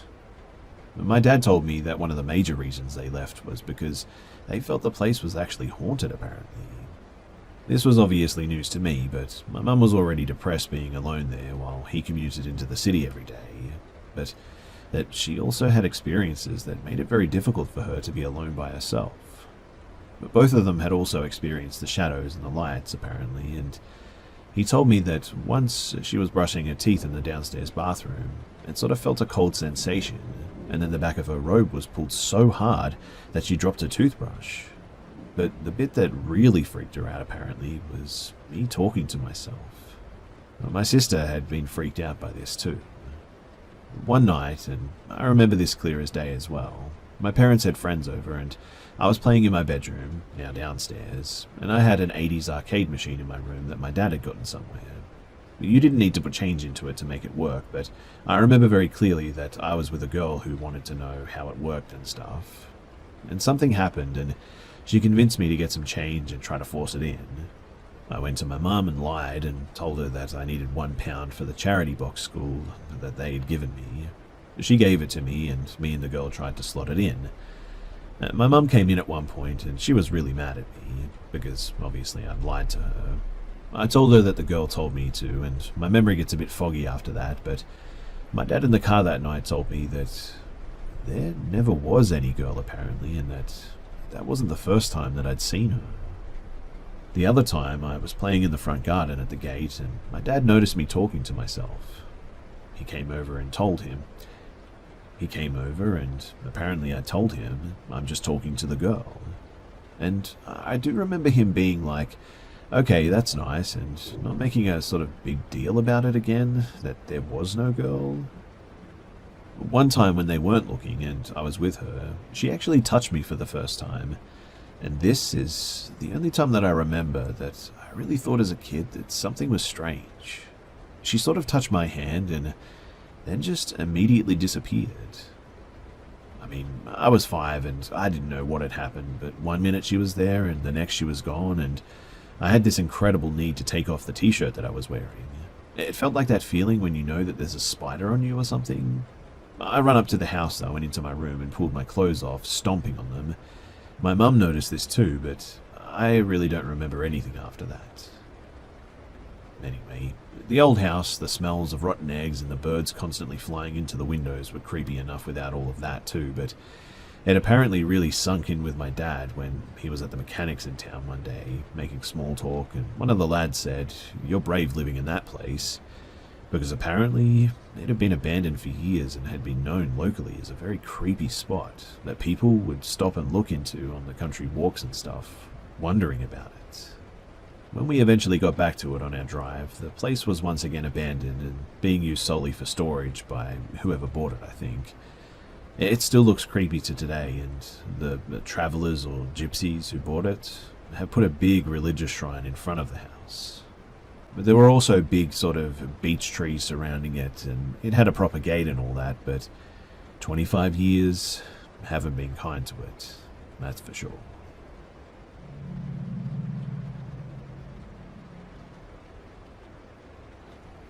I'll be the first to admit that I used to be a major asshole. I used to make a living as an armed robber. No joke. And I was mostly targeting big chains with cash that was on site. This is sort of a confession. Their employees never gave a crap to really do anything, whereas you rob a mom and pop shop and you tend to get less mom and more pop pop pop, if you know what I mean. I'm trying to make light of it, but either way, I robbed places because I was addicted to heroin. I did just about anything and everything I could get my hands on, but my main thing was H, and to get it, I had to roll with some pretty terrible people.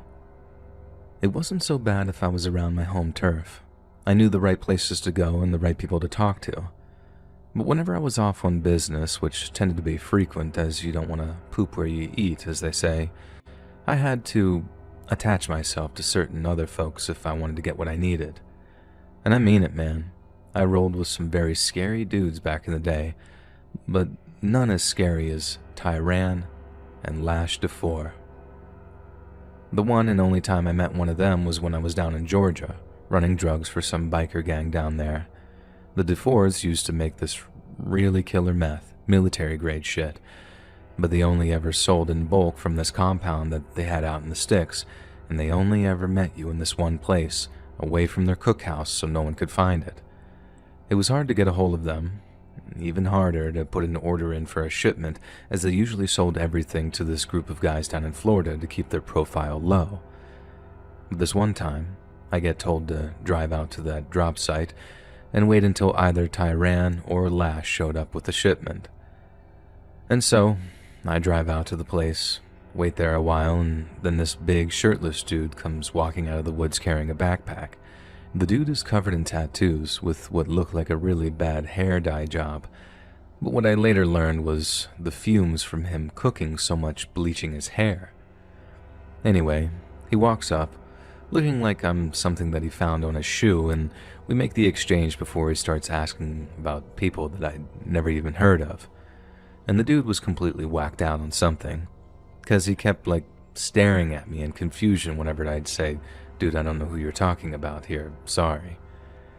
He seemed mad at first, like I was lying to him or something, but then on his last name he just started laughing as if to be like, "Whatever, dude."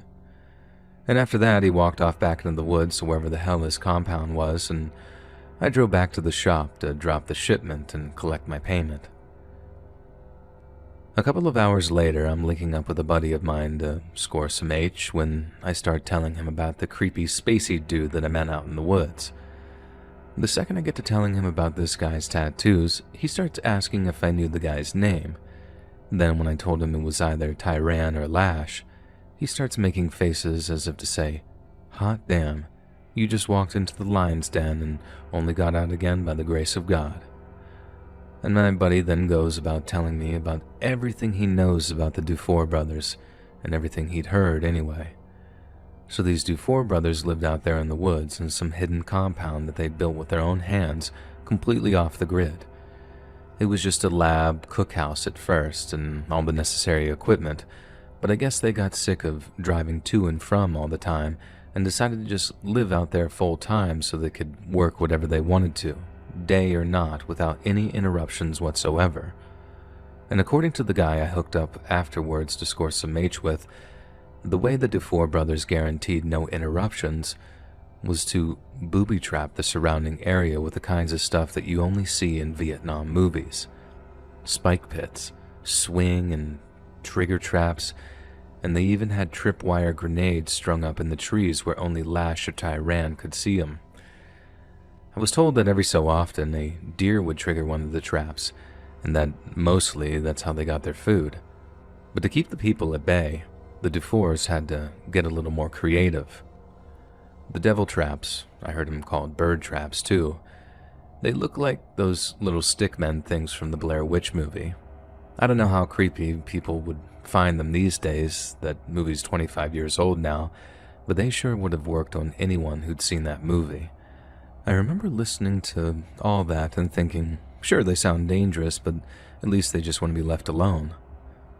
Well, the Dufour brothers did want to be left alone, but only during working hours. The trouble was, they weren't exactly the men-about-town types.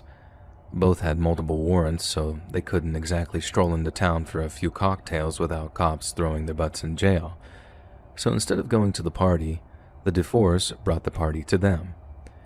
And they were swimming in cash. Crystal, they sold LSD, so they used to get a whole bunch of girls out there to spend a few days with them whenever they wanted to party. Professionals, you know what I'm saying? They were there to smoke bowls and get paid, but they always got way, way more than they bargained for. No girl ever went twice. They wouldn't. They had to get these new girls in, ignorant ones, or ones who knew that they could spend a few days getting high as a kite, if they could only put up with Tyran and Lash's proclivities, I'll just say. My buddy said that he didn't know exactly what they used to get up to, but that he had heard from one girl that the Dufour brothers liked scaring girls that they had delivered to him. They used to dose them up with a bunch of drugs, and then do all kinds of things to them, try to make them lose their minds. I heard some really weren't ever the same again, and that some of them disappeared afterwards, wanting to get as far away from the Dufour brothers as possible. I heard they were into some weird religious stuff out there too, something like Santeria, but probably a lot more like devil worship by the sounds of it. Supposedly, Lash and Tyran used to get high as hell, light fires, cut the heads off of animals they trapped, and then drink the blood in these messed up, meth-fueled ritual-type binges. They had all kinds of old books lying around on witchcraft and Satanism and how you can, open up portals with your mind if you think on it real hard. All kinds of crazy crap like that. I think Lash had all sorts of devil tattoos too, like it wasn't just a style thing for him. They really believed it. I mean, they always said those boys were crazy, and with all the drugs and crystal meth out there, I can believe they smoked themselves onto another friggin' planet. Another time, someone had to go back to their compound for some reason, and after avoiding all the booby traps and all of that, they found Lash Dufour had a friend with him.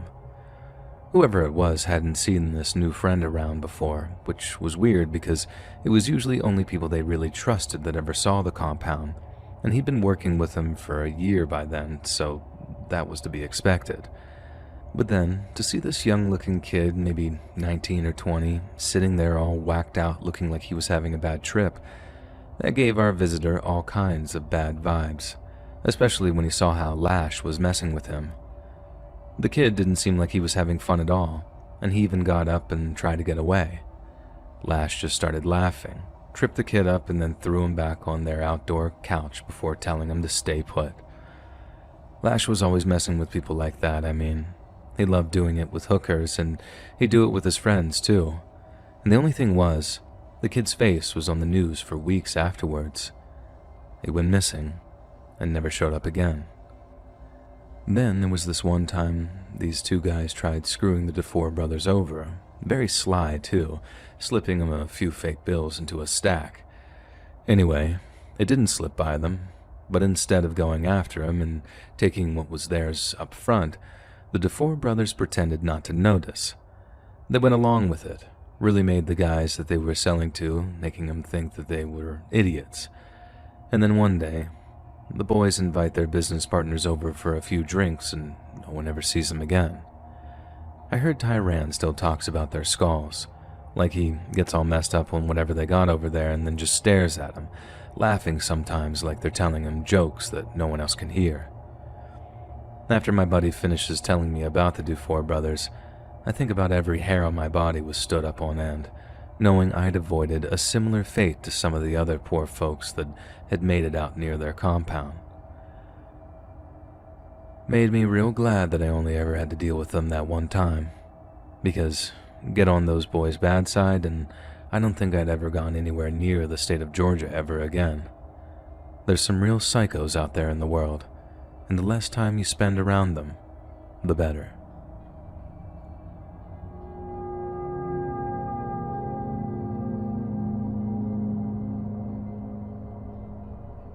I grew up in this one-horse town out in Kansas.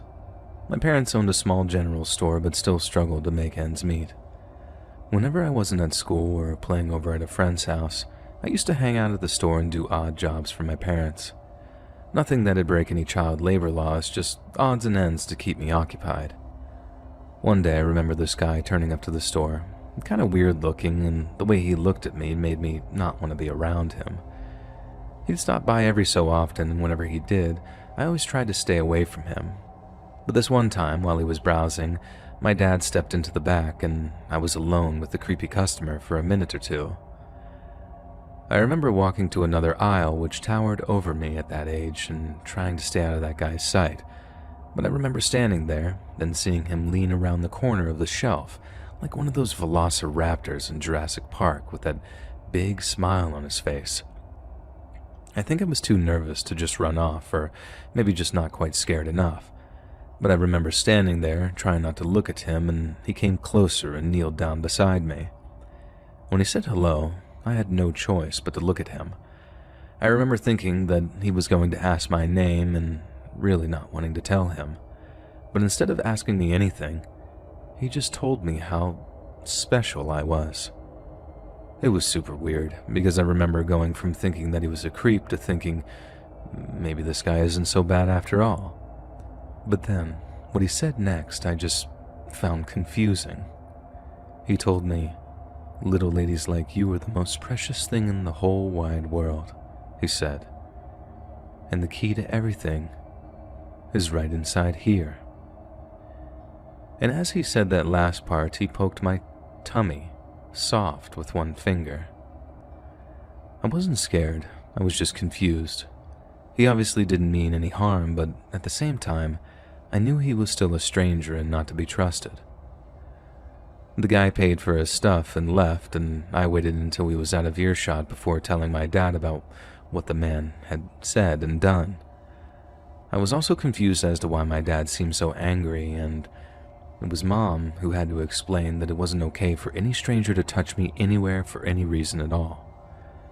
They told me that I did the right thing, and apparently the guy came back a few days later only for my dad to chase him out of the store and tell him to never come back.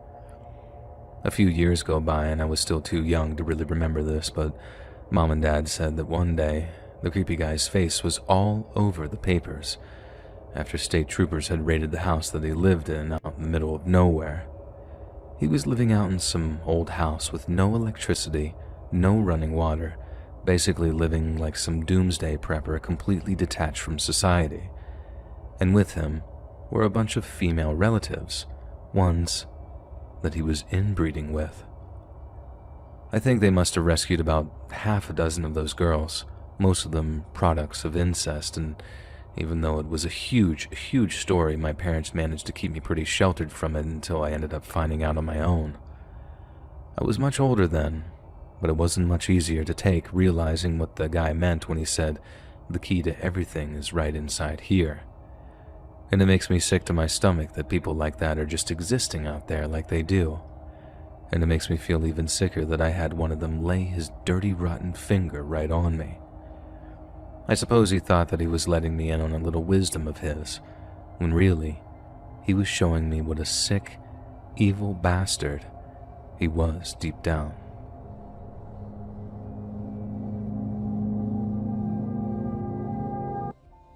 This happened when I was 12 years old at an all-boys sleepaway camp in 2010.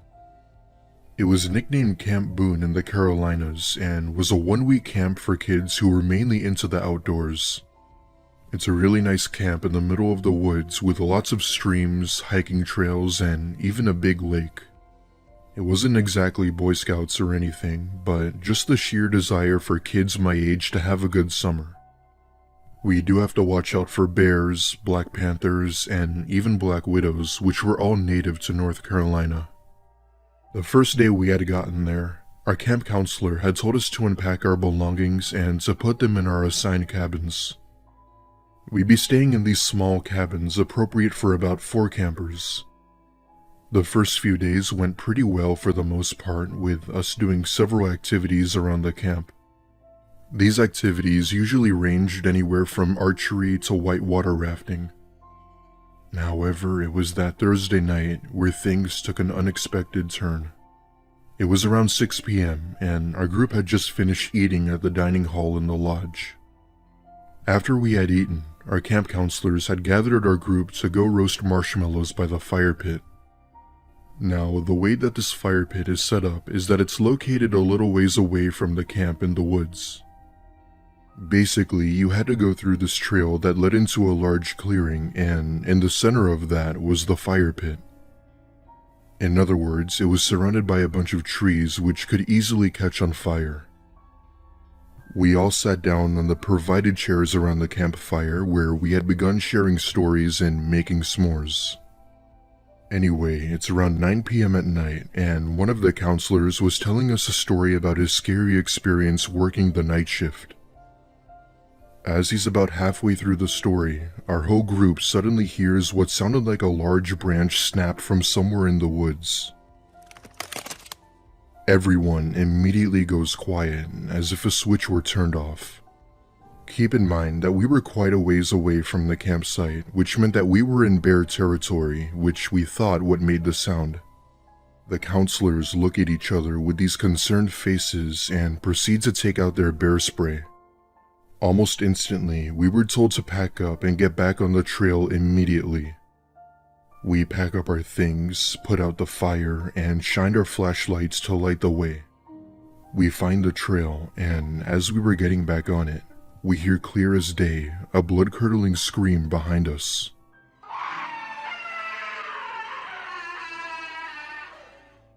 Almost instantly, everyone comes to a complete stop, and we shine our flashlights by a few trees where we heard it. I'm not sure what it was, but something about the scream really unsettled me. It almost didn't sound human. One of our senior counselors tells us to run and to not look back while he radioed security of the camp. As we were running, the scream was heard again, this time a lot louder, indicating that whatever this was following us.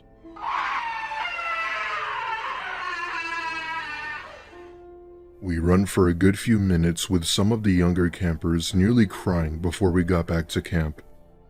Waiting for us at the lodge was a pair of rangers who had questioned our counselors while we stayed indoors. Rangers and the SOC had went to the area where we had heard the screams but were unable to find anything. This meant that whoever or whatever it was never followed us out of those woods.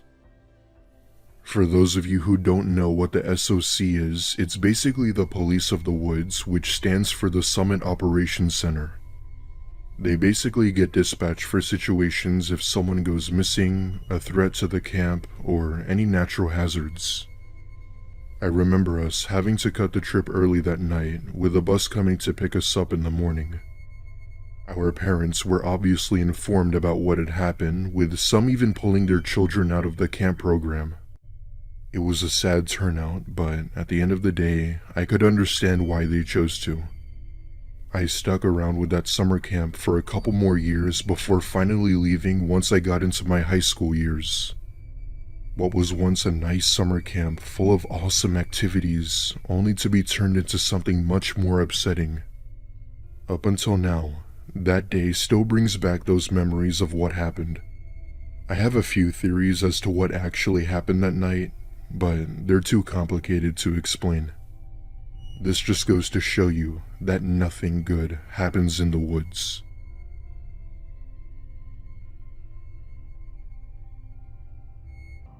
This happened back in 2006 at a sleepaway camp in rural Georgia.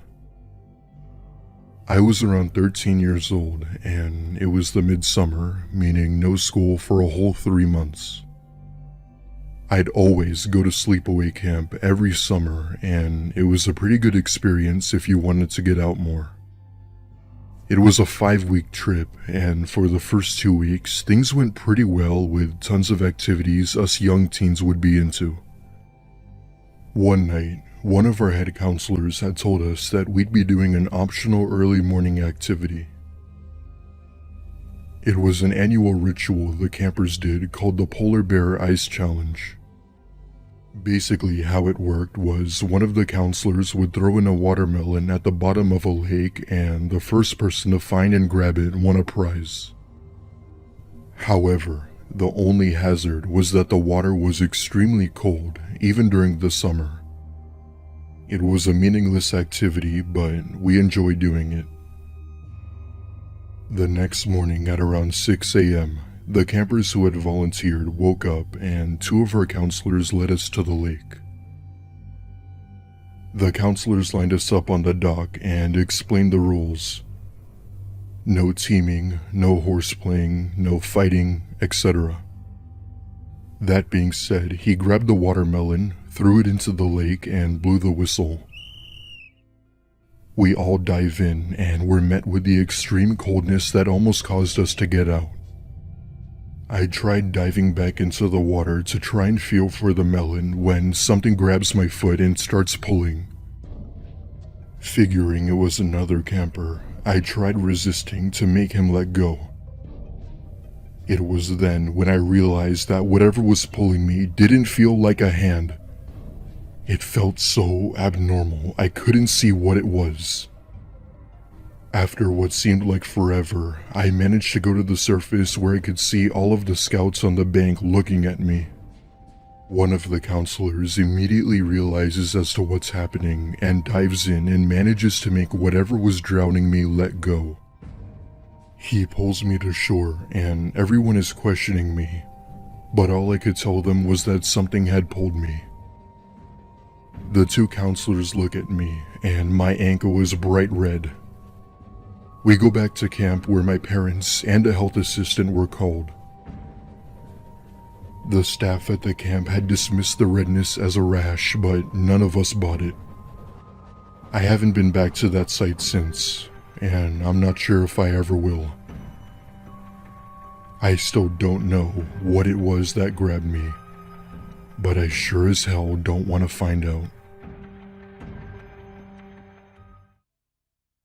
It wasn't until a couple of years later where I had brought it up over dinner with my family.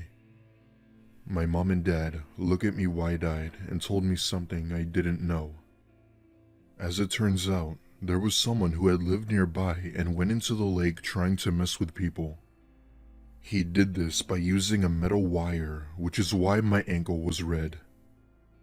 That whole campground closed down because of it and was unable to reopen until the investigation was over. She says I should be very grateful we weren't in that water for too long, as it could have been a whole lot worse. That was the scariest thing that's ever occurred in my life.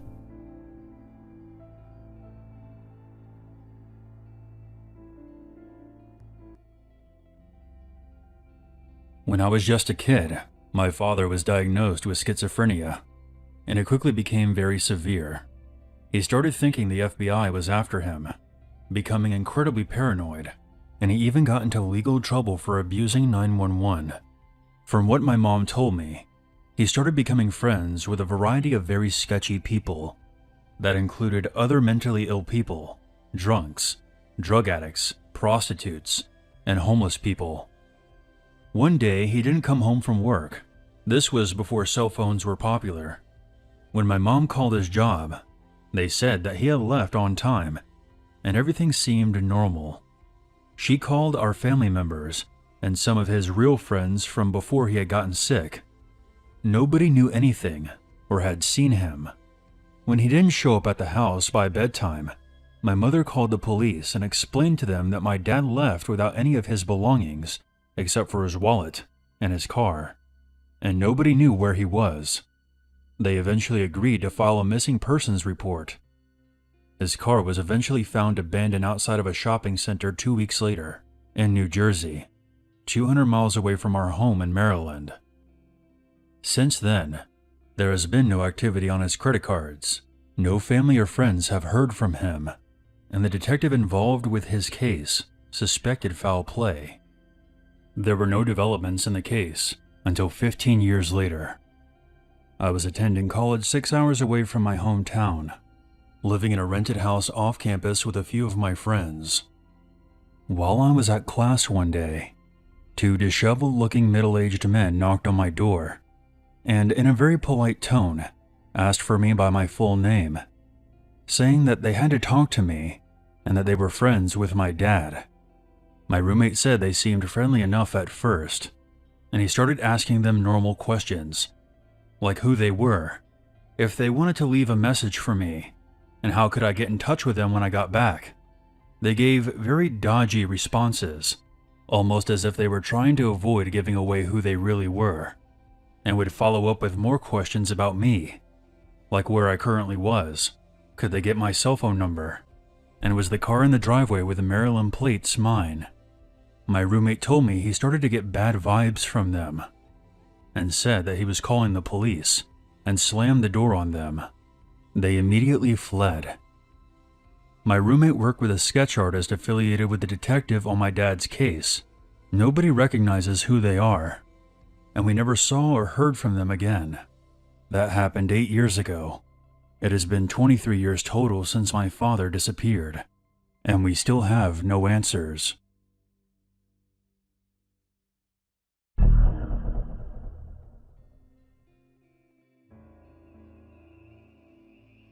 This is a story from my past.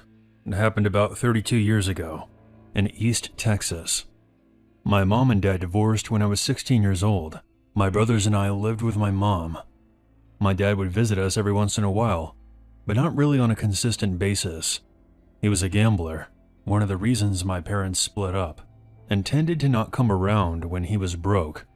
But on the rare occasion that he had won big, he would visit and spend money on us, and then disappear again. My dad said he worked as a shuttle driver for a local hotel. He told my brothers and I that the job was just a front, and that he actually worked for organized crime, which he claimed owned the hotel. He said his real job was to drive out to various places in the area to pick up fugitives running from law enforcement and bring them back to the hotel to hide. My dad said that they would eventually move on, but that he didn't know the particulars about that. My dad was always a blowhard, always exaggerating or outright lying.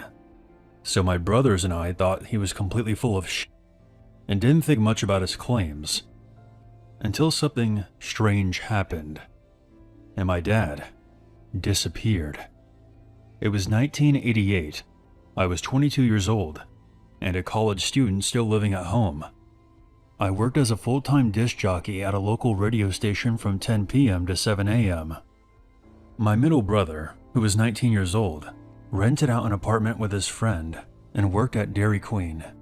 My youngest brother was only 9, and obviously still lived at home with my mom. One day my 19-year-old brother called my mom and I and asked us if we knew where my dad was. He said that some men came to the Dairy Queen where he worked and asked him if he had seen his dad recently. He truthfully told them that he hadn't seen or heard from my dad in months, and that this was a regular thing, which was 100% accurate. My brother said these men didn't say who they were, but seemed satisfied, and left. He was wondering if these men or anyone else had called to talk to us and ask us about where Dad was. But the same thing was true for us. We also hadn't heard from him in months. The following day, my brother says the men returned to his work, and this time they had badges, claiming to be FBI agents. He says they were very aggressive and demanded that he tell him where my dad was. My brother kept insisting, truthfully, that he didn't know, and said the last he heard, he was working at a hotel as a shuttle driver. This experience upset him, and he called my mom and I again. My mother became very upset and called the hotel where my dad worked. The man she spoke to said my dad had disappeared weeks ago and had no idea where he was. The following day, my brother was at work when his roommate called and said that somebody had apparently been in their apartment. When his roommate got home, he found that the sliding glass door was open and the place had been ransacked, but that nothing appeared to be missing. Of course, when my brother received the news, he was very upset. He went to the apartment and found, in fact, that a few of his belongings were missing. But before we get into that, I should mention that my brother was a young father at this point in his life. The missing items were an address book, a teddy bear that he had bought for his son, and a photo of his son that he kept in his room. They were sending a message. Now we were all beside ourselves with anger, fear, and paranoia. We went to the local FBI office to complain and tell them once and for all, my brother did not know where my dad was. Well, as you might have guessed, the FBI claimed no knowledge of the event and told us that they were not looking into my father at all, and that none of their agents had contacted my brother. Furthermore, when my mother told them that my dad claimed to be working for organized crime, the FBI can neither confirm nor deny that the hotel had ties to the mafia, or if there was an ongoing investigation. My mom called the hotel again and told the manager that someone was looking for my dad and that they were terrorizing my brother, and flat out asked the guy if there was any truth to my dad's claim to be working for organized crime. The man laughed at her and said, "There's no such thing as the mafia." While we were trying to make sense of all these weird details, we kept wondering why my brother was the only one being harassed, and not my mother or me. That's when I was reminded of a strange event that happened to me about 2 or 3 weeks prior. Because I work overnight, I was often wide awake in the middle of the night on my days off, with nothing to do. One night, I went to the local cable TV company where my friend worked as a computer systems operator, just to hang out with him for a few hours and make small talk. It was around 3:30 a.m. He had a big computer repair project that he had to do that night, so it was time for me to head back. As soon as I pulled out from his company's parking lot, a car was immediately behind me, tailgating me. I mean, they were on me so quickly, it scared the crap out of me.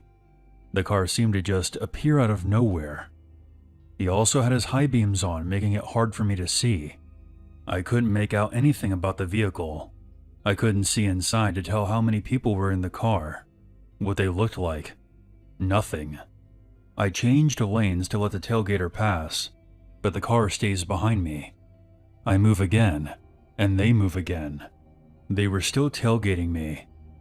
I stopped at the intersection and got in the left turning lane with my signal on, and again the car follows behind me.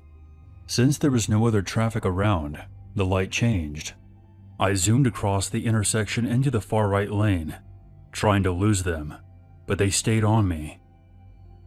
I cut into a nearby neighborhood trying to lose them, but they followed me the whole way. I finally managed to get back out to the intersection. I crossed over and went to the 7-Eleven at the corner. I jumped out and ran inside, yelling at the clerk that there was someone following me and that my life was in danger. As I did, I saw the car that was pursuing me cutting through the parking lot of the gas station, and for the first time I could see the car. I couldn't tell the make or model, but it was a tan-colored four-door car, and there were two men inside. After passing by the storefront, they drove off.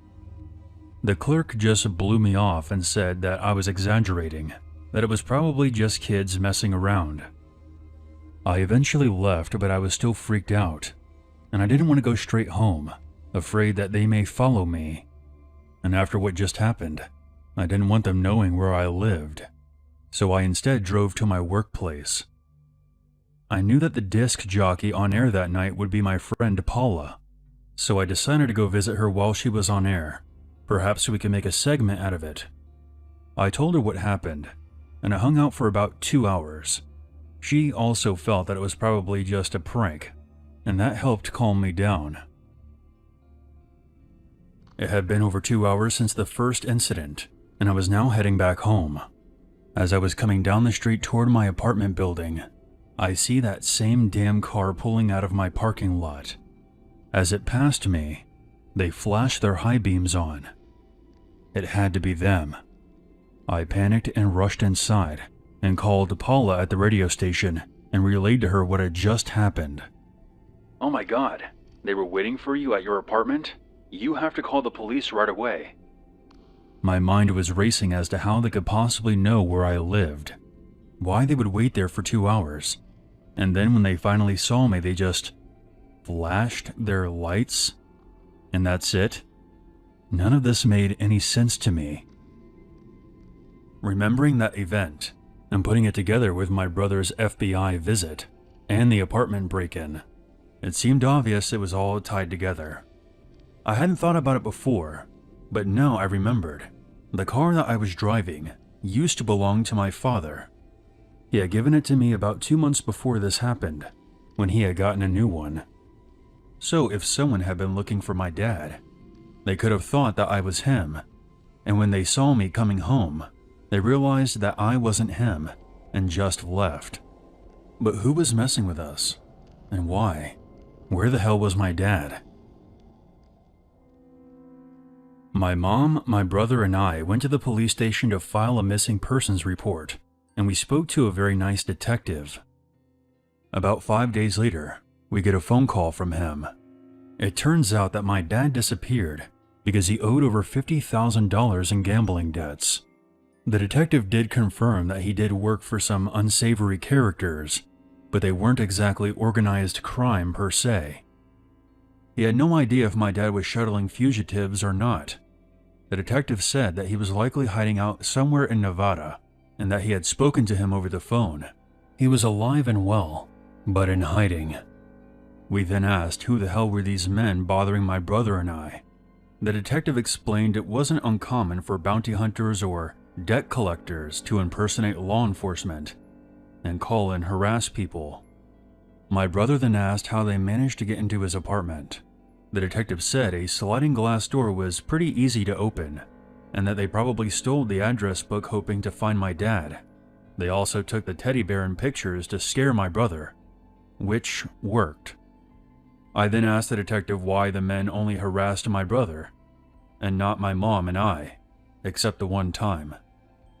It was then revealed that my dad had used my brother as a reference on his job application at the hotel and put down my brother's address and phone number as his own. The fake FBI agents probably figured he was close to my dad and maintained contact with him. So my dad eventually turned back up in town and acted like nothing ever happened. He never spoke of this incident, and we never brought it back up. I guess he ended up paying off the money he owed. I don't know the details surrounding that. But yeah, that's my story.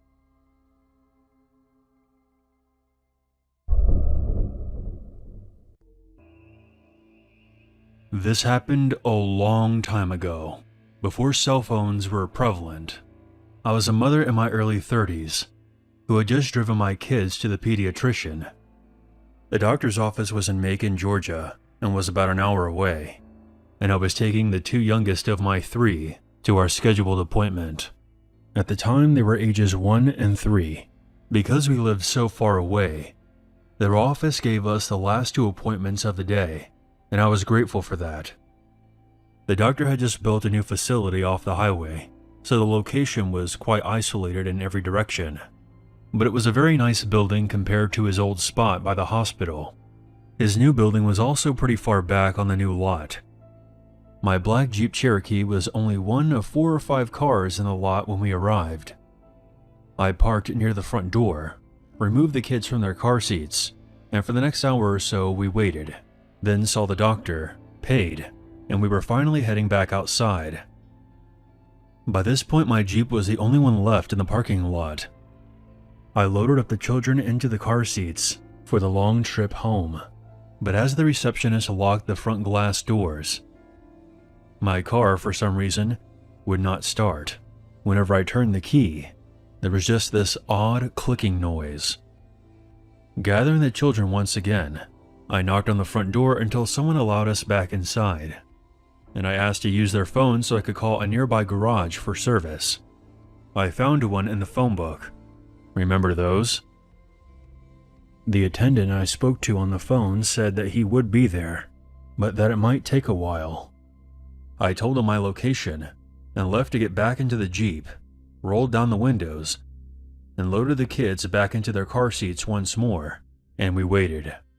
We watched as all the lights were turned out in the building, and everyone left, their cars departing one by one from the employee parking lot behind the building, leaving us completely alone. I spent a lot of the time trying to tend to the children, digging through our car for snacks and a bottle, and making sure they weren't getting too hot. Although the service station attendant said that he was probably going to be a while, I was surprised when I saw a truck pull into the empty lot, and pretty soon, a man stepped out. He smiled and nodded, and said that he was going to raise the hood. He was a middle-aged man, a bit scruffy looking. But honestly, most of the folks I know who work on cars often look like that, especially at the end of the day. I was just grateful that he was here working on the car. I sat down again in the driver's seat with the door open, waiting for him to tell me to try the engine. But he seemed to be taking a long time checking all the connections. I wanted him to just grab his jumper cables or something, but he never did. Without getting out of the car, I asked him what was wrong. He responded, "Oh, it's just a loose wire. It's not the battery," and continued with whatever he was doing. I couldn't see his face at all from where I was sitting, but his hands were slightly visible through that long horizontal slit between the windshield and the raised hood. More than once, he said that it was just a loose wire. "Can you just come up here real quick and I'll show you which one, so that this never happens again?" I remember kind of smiling and shaking my head, saying that there was no reason to show me anything, as I know nothing about cars. I politely thanked him and stayed in the driver's seat. Again, just waiting for the inevitable signal to try to start the ignition. Surely that was coming any moment. At one point, I remember thinking that he was definitely flirting with me as he spoke. I was trying above all to be polite and kind, as I thought he was trying to help us, but we were hot and tired and miserable. And truthfully, I was distracted with the kids. He was beginning to sound a bit frustrated with me because I wouldn't get out and look at the engine. I remember thinking that I certainly didn't want to make him mad, to where he left us all alone, with the sun sinking so quickly. And then, the strangest thing happened. Another truck suddenly pulled into the parking lot, and as it did, the man suddenly slammed the hood shut, ran to his truck, and quickly drove away, without even saying goodbye. I was both confused and a bit anxious when he did this, because I didn't know who was arriving. I remember feeling a bit apprehensive that he had left me there all alone with my 2 little ones, completely defenseless. Why wouldn't he at least stay, or speak to whoever just pulled up? That certainly seemed like the gentlemanly thing to do. I looked around, and was very aware.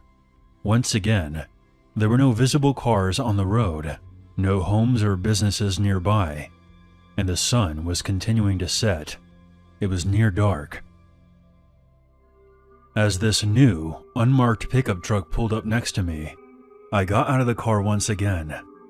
This time I was a bit more apprehensive. Upon exiting, the man immediately introduced himself. His name and voice seemed to match who I had spoken to on the phone earlier. He actually called me by name and apologized for being so late. He then asked me who that man was who had just left. Relieved and unfazed, I just smiled back in surprise and told him, "Well, I don't know. I thought all this time he was you." We both laughed, and he grabbed his jumper cables, walked in front of my car, raised the hood, and began to work. I immediately sat back in the driver's seat once more, suddenly grateful that, with a bit of luck, the air conditioner will be blowing at full blast here shortly. While listening for the man to tell me to try the engine, I had my back completely turned as I was checking on the children. The man surprised me by suddenly coming near the driver's side door. He then said in a very concerned voice, Ma'am? Is this yours?" When I looked in his hands, he was holding a very long, dagger-like object that was about 1.5 feet in length. It appeared to be very old and covered in rust. On one end, it had these tiny circular finger holes, as if it was a mix between a sword and a pair of scissors. I remember being amazed, but not frightened. I asked where he had found it. "It was under your hood." I just said, matter-of-factly, that I had never seen it before. He continued to stand there and stare at it.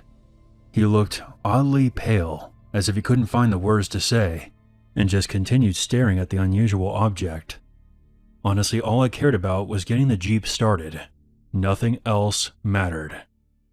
He didn't say anything else. He just set it on the curb, started his truck, and then signaled for me to start the Jeep. When the engine eventually started back up, my 3-year-old cheered. I quickly turned the AC on at full blast, rolled up all the windows, and aimed the air vents toward the back seat, and reached for my purse to pay. I got out of the car, took a few steps toward him so that he could tell me what I owed.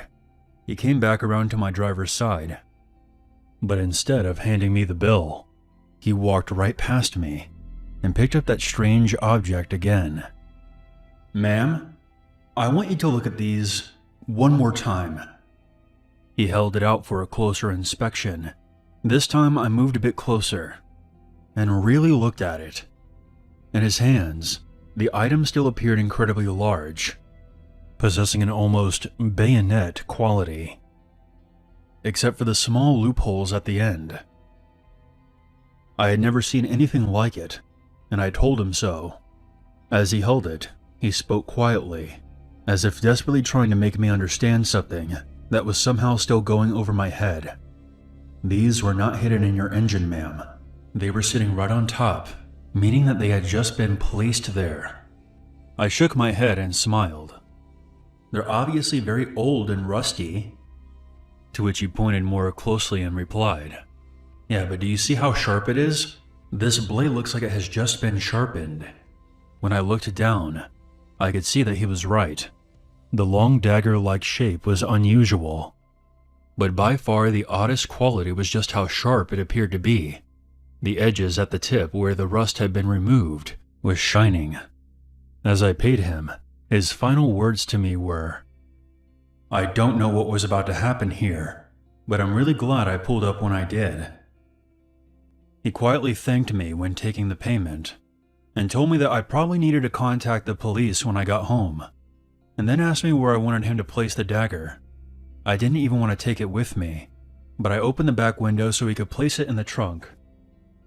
We left the lot together, him turning one way and me towards the other, heading down the small winding highway that led home, which was still an hour away. The moment that we arrived home and the children were safely inside, I did in fact contact the police. Although the officer on the phone listened politely, he declined when I offered to bring in the scissor-like sword. I was told that they sounded like they were a pair of specialized surgical shears, based on my description and measurements over the phone, which I found to be quite disturbing. I remember wondering how he would even know that. I tried my best not to touch any of the surfaces, hoping that someday they might be able to lift off prints or test it for DNA. But the story seemed to bore the officer. He didn't really seem interested at all. His attitude insinuated that there was no longer an emergency, and this phone call was no longer important. At the very end of the call, as if to spice things up a bit, he did suggest that it sounded as if I was very lucky, and that I might want to hold on to the shears for a couple of days, just in case someone from his office got back to me later. I wrapped it carefully in newspaper and placed it in a brick storage unit behind our house. There they remained for several years, untouched, until we finally moved out. Not wanting to bring them across several states, I reluctantly threw them in the garbage. If you look through the old news reports, several women had gone missing all over the state of Georgia. Some bodies were eventually found, but others remain missing to this very day. I have often wondered what would have happened if that service attendant hadn't arrived when he did. If my children would still have a mother, if I would still have my son and daughter, if I would have missed all these years with them. I guess I'll never know. But I learned something very important about myself that day. I had always felt that I was pretty aware of my surroundings, pretty good at reading people, and staying safe. But because I was so exhausted and tired and hot and stranded in a different city, my common sense and intelligence simply left me for a while and wasn't working at that time. Many of my friends and family believe that our car trouble and my lack of awareness that day could have easily cost us our lives.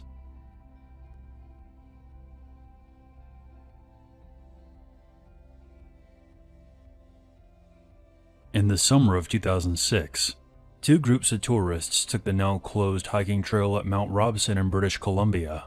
What resulted was one of the strangest cases of missing persons in the province's history.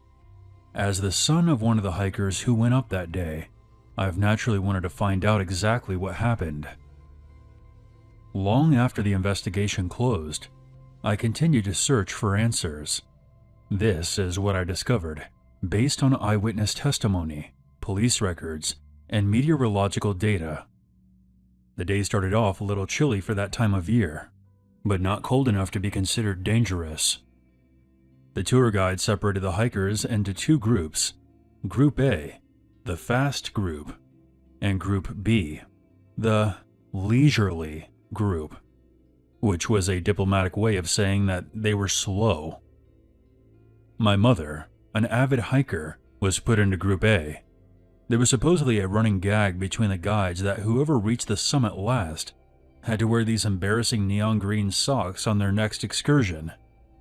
But to make things fair, would also get to lead the faster group next time. At least that's how they explained the very unfashionable socks worn by the leader of Group A that day. Both groups were estimated to reach the summit by noon, with Group A scheduled to arrive about an hour ahead of Group B. Each group had a pair of walkie-talkies for safety reasons. The hike itself was supposed to be fairly safe, taking the scenic route on multiple occasions to avoid potential danger spots. There was only one way up, and only one way down. Group A quickly took to the trail, while Group B lagged behind. They made it about 2/3 of the way up, when my mother slipped on a mossy rock and sprained her ankle. One of the guides got on the walkie-talkie and contacted Group B, who was carrying the first aid kit. At that point, Group B was a little under half an hour behind. Not wanting to ruin their reputation of being the fastest, Group A insisted on going ahead without my mom. They left her by the trail with one of the guides and a spare walkie-talkie, then resumed their hike. The temperature was getting much more comfortable by that point, so the guide and my mom didn't have to take any special measures to stay warm while they waited for Group B to catch up. For the next half hour, everyone stayed in contact using their walkie-talkies, and everything seemed fine. Group B eventually caught up to my mom. As they were tending to her ankle, they called ahead to Group A to check their progress. At that point in time, they had almost reached the summit. Once she was all patched up, my mom could have chosen to turn around and go back down the mountain with her guide. However, she chose to keep going with the slower group. I guess she really wanted to see the summit. This is where things get weird. At approximately 10:55 a.m., a sudden increase in temperature and atmospheric pressure was reported.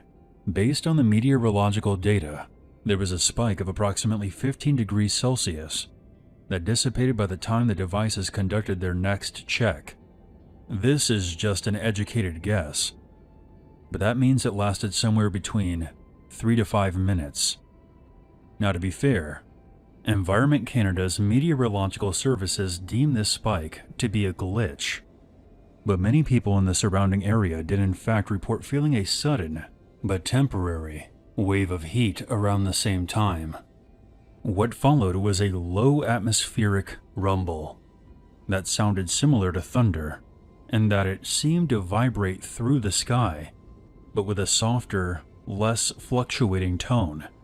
There were no storm clouds at the time, and no planes were reported in the area. Despite this, Group B continued up the mountain, with my mom in tow. When they reached the summit, they found themselves alone. They could see Group A's tracks all the way up to the summit, but they ended there. There were no tracks going down, and no signs of anyone going over the edge. There were no signs of them anywhere. It was assumed that their walkie-talkie had run out of battery, and since my mother and the guide had been left with their only spare, they were unable to reply. Investigators assumed that they had gotten lost in the woods and never made it to the summit at all, and that all the tracks that were found were from Group B. Whatever the case, 15 hikers went missing that day and were never found. I often ask my mom to tell me her side of the story, to clue me in on any details I may have missed, or things that hadn't been reported, but she refuses to talk about it. She'll either change the subject or stare off blankly into space until I shut up, which is very abnormal for my mom. There's only been one other thing that's ever solicited that kind of response out of her: the feet. In 2007, human feet, mostly left feet, started washing up on the shores of British Columbia. Nobody knows where they're from or who they belong to. Go ahead and look into it if you want to. It's one of those really bizarre unsolved mysteries you rarely hear about. When my mom heard about them, she became as silent as a grave. You wouldn't think these feet would be related to this story in any way. Mount Robson is on the east side of British Columbia, far inland, bordering Alberta. You wouldn't think there would be any kind of connection. But you also wouldn't think that many people wear high-end hiking boots with bright neon green socks.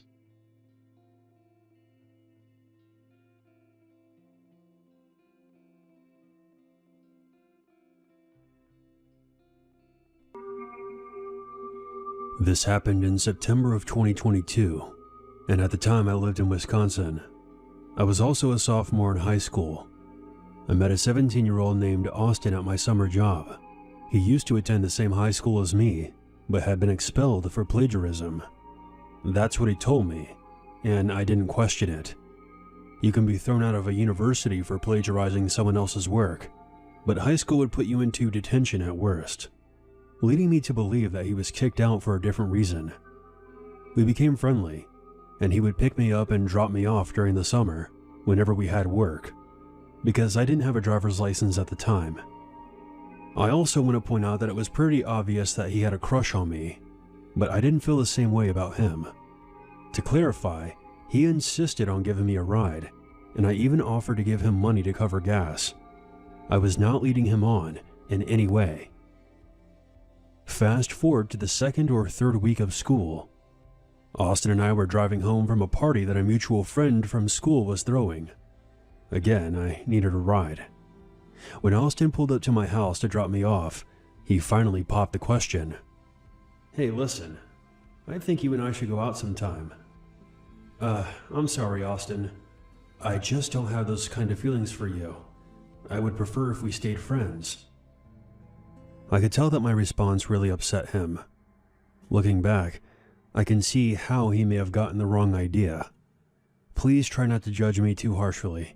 The only excuse I have was that I was only a teenager back then. We waved goodbye to each other, and I went inside my house, took off my shoes, changed into my pajamas, brushed my teeth, and was ready to call it a night. Before I fell asleep, I got a text from a friend. What I read on screen is something I'll never forget. It was a paragraph-long message about how Austin had been secretly taking photos of me while I was sleeping in my bed, through my window. While that revelation was still sinking in, several photos of me sleeping came through. Apparently, Austin had been bragging about it at the party, and even showed off his collection, which found their way back to me. When you're hit with news like that, you feel cold. I knew that Austin had a thing for me, but I didn't think it would ever be something this twisted. On top of that, I was literally in the exact spot of where the photos were taken. The first thing I did was check my window and close my blinds. I then immediately sent him a text in all caps. "Never contact me again." He seemed to know right away why I said that to him, and quickly began to apologize and started playing the victim card. I felt like screaming after reading his pathetic texts, and then told him, "Lose my number and never speak to me again." Then I blocked him. I wasn't feeling tired anymore, and I got up to take some melatonin so I could fall asleep. I don't know how long I was out for, but I woke up to the sound of my window shattering. I sat up in bed to see a dark figure stepping through. I quickly got out of bed and ran toward the door. The figure moved to catch me, but slipped on a piece of broken glass and fell to the floor. When I looked back, I could see that the intruder was in fact Austin, and that he also had a knife in his hand. I started to scream hysterically. My dad quickly came out into the hallway, asking me what the hell was going on. All I could do was point to my bedroom door. When he rushed inside, Austin was gone. After I told my father who it was, he immediately called the police, and they arrived 10 minutes later, along with the paramedics. I didn't know it at first, but when I rushed out of my bedroom, my feet were cut on the broken glass. I had lost a lot of blood, and was now feeling dizzy. After I told the police my side of the story, the paramedics ended up taking me to the hospital, where I stayed overnight. It took the cops a while to track down Austin, but they eventually arrested him. During his sentencing, he addressed the court and admitted that he didn't know why he did it, and also expressed that he was in love with me. Austin was convicted of multiple felony charges. The prosecutor was able to uncover more evidence that proved he intended to kill me, so the final verdict was breaking and entering and attempted first-degree murder. A year later, he successfully appealed the murder charge. I don't know all the details, but his mental health and lack of criminal record before that night played a major factor. Austin is currently serving a 16-year prison sentence. Although justice has been served, I still get very skittish whenever I meet new people, especially men. I know I sound crazy, but I still have a lot of PTSD over what happened that night. I hope Austin goes to hell for what he did.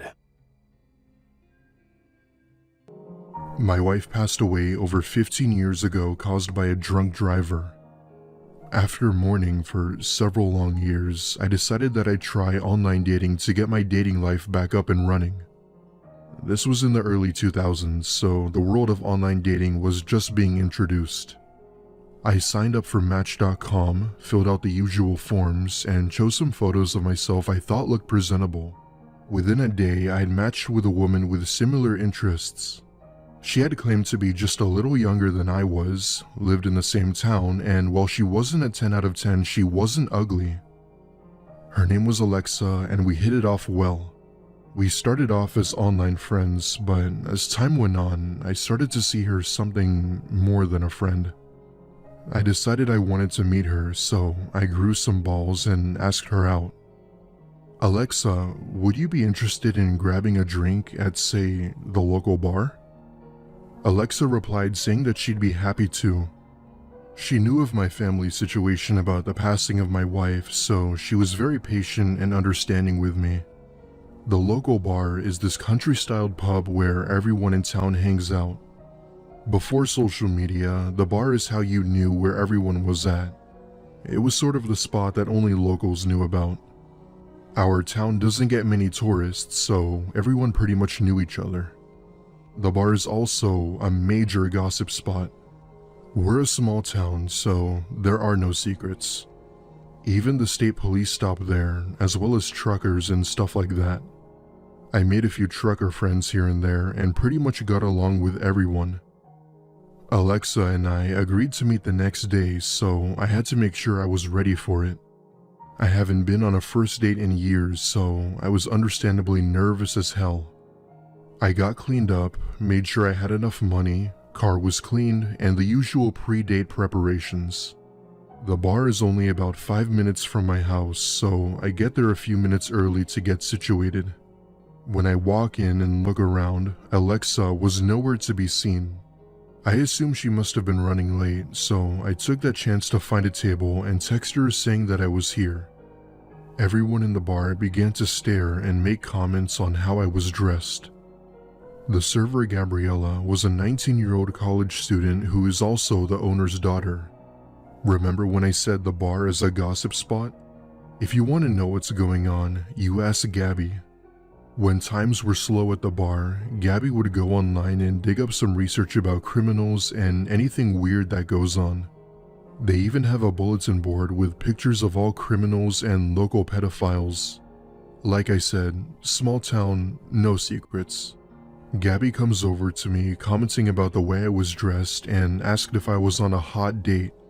When I told her that I was, she had asked if she could see a picture of my lady friend, and when I showed her, she got this strange look on her face. She muttered a nice comment and left to go get my drink. This was unusual for Gabby because she chats everyone's ears off. So much that she sometimes forgets to give people their orders. I got a message from Alexa saying she was 10 minutes away and that she was caught in traffic. It was then when I noticed Gabby talking to other patrons, only for all of them to constantly glance over to me with this look I can't even explain. As I looked around the bar, I noticed that everyone would look away when I made eye contact with them. I got another text from Alexa saying that she was 5 minutes away. Gabby comes back with my drink and asks if she could see the picture of Alexa again. I gladly showed her. After seeing it again, she asks me, "You know who that is, don't you?" It's Alexa," I replied. That's a guy dressed up as a woman. This guy likes to stalk people and lure them into taking people's money. He got out of jail 6 months ago for good behavior." I blurted out a "what the hell" as she said this. As it turns out, this guy enjoyed seeking pleasure of preying upon lonely men, just like me. He was the black sheep from a very influential family that had relatives in law enforcement, local papers, county councils, the judicial system, and even school board positions. Alexa was charged with both stalking men and women on dating sites and would sometimes even go into their homes only to steal all of their valuables. Apparently, he even broke into the victims' homes before targeting them. From what Gabby had told me, he was in jail for 2 years and was released but given a deal from the county attorney's office with the following conditions. 1. Not to use dating sites. 2. Mandated management counseling to control his impulse. 3. To wear a monitoring device so he couldn't go back to his victims' homes. 4. Never to contact any of the victims. 5. He would be on probation for 4 years.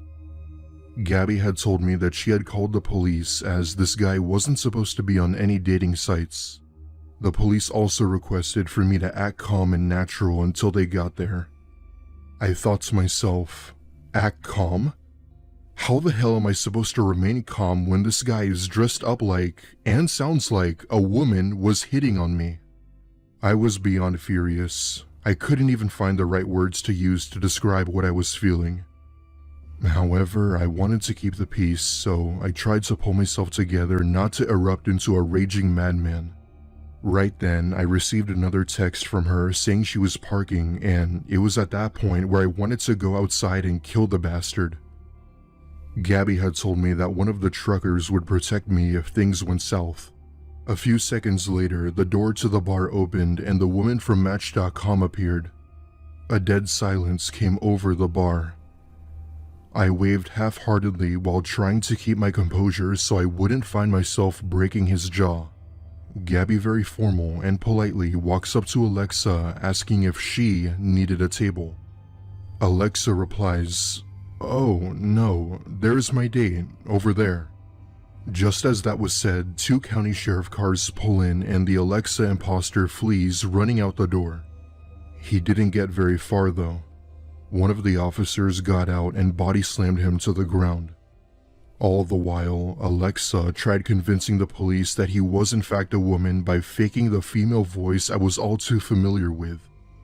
He was arrested and put in jail much longer than before. From that day forward, I swore to myself that I would never go on another online dating site again.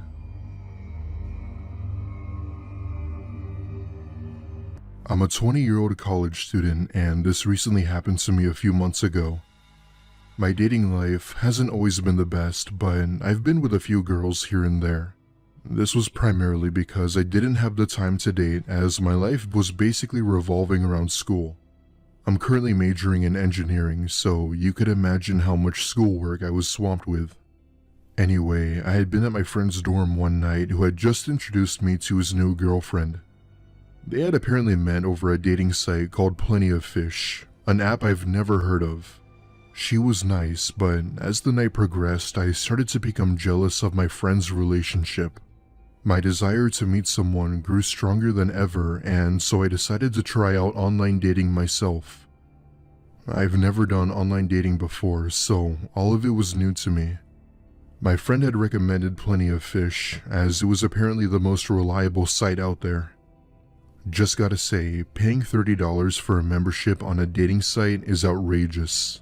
I paid the fee and began creating my profile with info and pictures of me. The first week on the app, I matched with absolutely no one. The very few women I did match with either didn't bother messaging me back or were bots. This was one of the big reasons as to why I was not a fan of online dating. Reliable my ass. After a few days of getting basically zero attention, I sort of stayed off the app for a good while and continued with my normal life. About 2 weeks later, I'm at the movies with my friends when I get a notification from Plenty of Fish. I open the message to see that I had matched with this really cute girl who was just a bit younger than I was.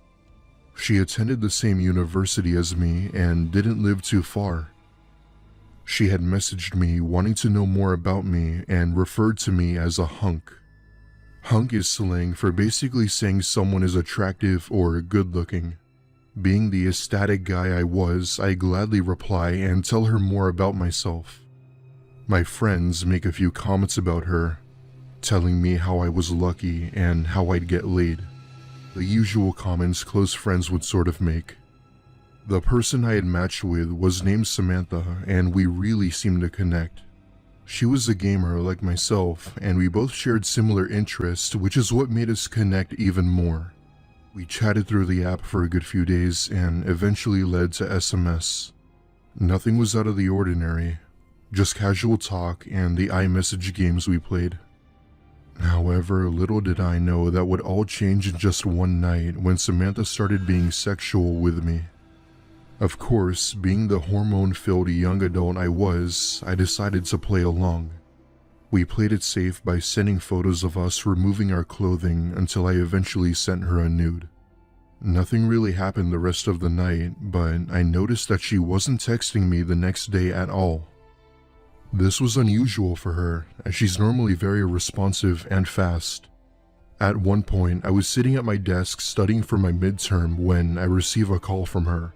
She had never called me before, so I was kind of surprised, but picked up and greeted her. There was a long pause before I hear someone on the other end. However, on the other end was not Samantha at all. The voice on the other end was a man's voice saying, "What are pictures of you doing on my 15-year-old daughter's phone?" I felt my blood run cold and hung up the call immediately and deleted everything dating related from my phone. I was in a panic as I knew hanging up was the wrong move. Did this girl lie about her age? Was I a victim of some sort of trick? Then, all of a sudden, a text from her contact pops up that read, "You better call me back or you'll be in a prison cell within an hour." All I can remember was explaining to the supposed father that I didn't know she was underage and that her profile said she was 19. All I got in response, though, was how I was a monster, a pedophile, and how he was gonna lock me up. For a second, I really thought about my life being over. All my hard work and education being ruined because of this. He then presented me with a proposal. If I would send this man $1,000 for the deactivation of his daughter's phone, he won't call the cops. At the time, my bank account had about $700 in savings. It was my savings for a car, but I was prepared to give it to him if that meant I didn't have to be put behind bars. I had asked if I could call my family to help pay the remaining $300, and he said yes. After a whole ordeal with my parents, they sent me the rest of the money, but that my dad wanted to talk to this man. I'd say my dad sent over 100 messages to this man, threatening him in the worst way possible. All we got in response was that he hoped I would enjoy prison. My parents said I didn't have to worry about it as this was all likely a scam. An attempt to extort me because I was so young and naive. For the next couple weeks, I was paranoid that a police officer would come to my door with a pair of handcuffs with my name on them. However, no one ever came. The number I had saved for this guy ended up being disconnected after a week. Till this day, I still wonder if it really was just a ploy. Even if it was the scariest thing that's ever happened to me. And if it wasn't, I guess it technically means that I'm guilty, even though I really never knew her real age. My parents are convinced that it was indeed a scam. I hope that you'll use my story as a sort of lesson to be learned about scams like this and the dangers of online dating. Be careful out there, folks. For the past year, I've been on a lot of online dating apps nonstop. I had recently broke up with my boyfriend due to his toxic behavior and knew I had to find someone else who would benefit me in life. Being a girl who had already graduated college, it was hard to find new people, so I turned to online dating. Sites like Tinder, OkCupid, Bumble, etc. One day, I had matched with a guy named Zach on Tinder who I enjoyed talking to really well. Based on his profile picture, he seemed cute and confident about his career and hobbies. We had messaged back and forth, and at one point he wanted to meet me. I've never been involved with the dating life since college, so I was very nervous. I told him that he could come over to my house as my parents were out of town and we could have the place to ourselves. He agreed with that idea and made plans for him to come over during the weekend. When the day finally came to meet Zach, I cleaned the house, dressed nice, and even made some fresh brownies for us. Fast forward to 3 p.m., I hear a knock at the door and go over to open it. Standing at the front of the door was a man I had never seen before greeting me. However, it was not at all Zach, and he didn't even look like him. He wore torn and dirty clothing and looked like he hadn't been to the gym in years. When I questioned him about why he lied about the photos, he said that was actually pictures of his nephew. At this point, I'm immediately creeped out, but I didn't want to be rude and kick him out. We both agreed to watch a movie on the couch, and I made sure to stay far away from him as possible. During the movie, I felt his eyes stare at me in this weird way I didn't understand. It was as if he were staring through my soul. It came to a point where I made up a lie saying that my parents were coming home and that he had to leave. Thankfully, he respected this and got up to leave. Before he did, he took out a pocket knife and said something that made my skin crawl. "I could have killed you today, Ashley." He jokingly chuckled as he made his way out of my house and into his old pickup truck.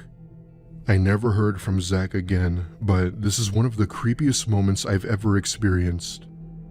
I'm now more aware of online dating, and I'll just stick to meeting people in real life. Last year, I went on a road trip with my girlfriend. We were taking a vacation, but we chose to drive instead of flying. We did that because we could stop more places and explore, and also because it was cheaper. This was the second road trip that we had taken together, and the first one was a lot of fun, so we were looking forward to it. When the road trip started, the first day of driving went by really well. We stopped at a few cool places and explored around some towns. Then we made it to our hotel for the night.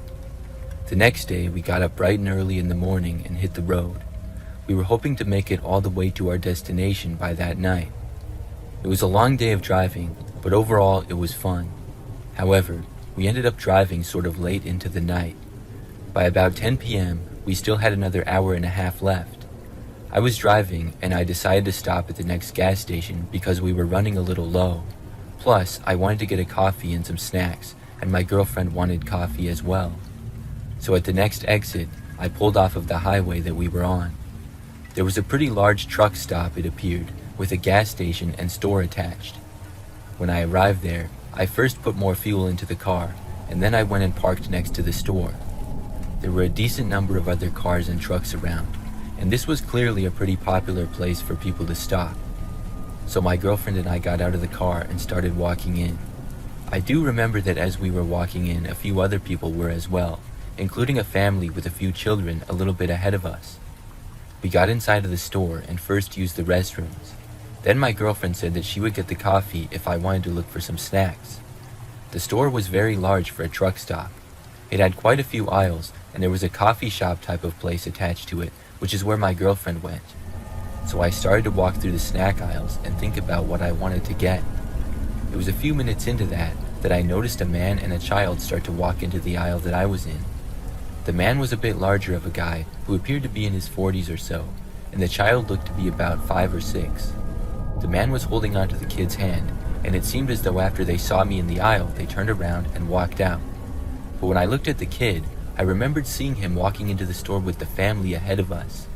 I had seen the kid's parents, and this guy was not one of them. I got a bad feeling, like maybe this guy was trying to kidnap the kid or something. I thought about it for a moment, and I was 90% sure that this kid didn't belong to him, and the way that the man was holding on to the child's hand seemed almost like he was dragging him along. I decided to go and see where the guy was going, so I walked over to the end of the aisle. I didn't immediately see the man, so I scanned around the store. Then I noticed him walking along the backside of the store near the cold drinks. He was still with the child. After making it to the corner of the store, he walked along the next side of it, going towards the exit doors. When I saw this, I walked forward and I reached the doors before the man would. Soon, the man and the child reached me. I remember that the man said, "Excuse me," and started to walk around me, but I said, "Wait a minute." The man stopped and looked at me. His face appeared nervous. I flat out asked him if that was his kid, and I said that I saw the child enter with other parents. The man said yes, it was his son. I looked to the boy, who seemed shy and a little bit confused. I asked if that was his dad, and he shook his head saying no. The man then started to open the door anyways and tried to leave with the kid. By now, we had been standing there for almost a minute. I spoke louder, saying that I just wanted the other people to come over and confirm if it was their kid or not. Before I got done speaking though, the man suddenly let go of the child and just ran out the door. I watched him walk at an extremely fast pace to this old-looking van and get inside of it. I tried looking for the license plate number, but I couldn't see good enough. Then I walked with the child around the store until we finally found his parents. When I found them, I told them what happened. They were obviously upset, but also grateful. The parents had 3 other kids, and one of the older children apparently was supposed to be watching the younger one. I'm not sure where the man had come from, but I'm really glad that he didn't leave with the child. The police got called, and there was a big investigation. My girlfriend and I then went back onto the road.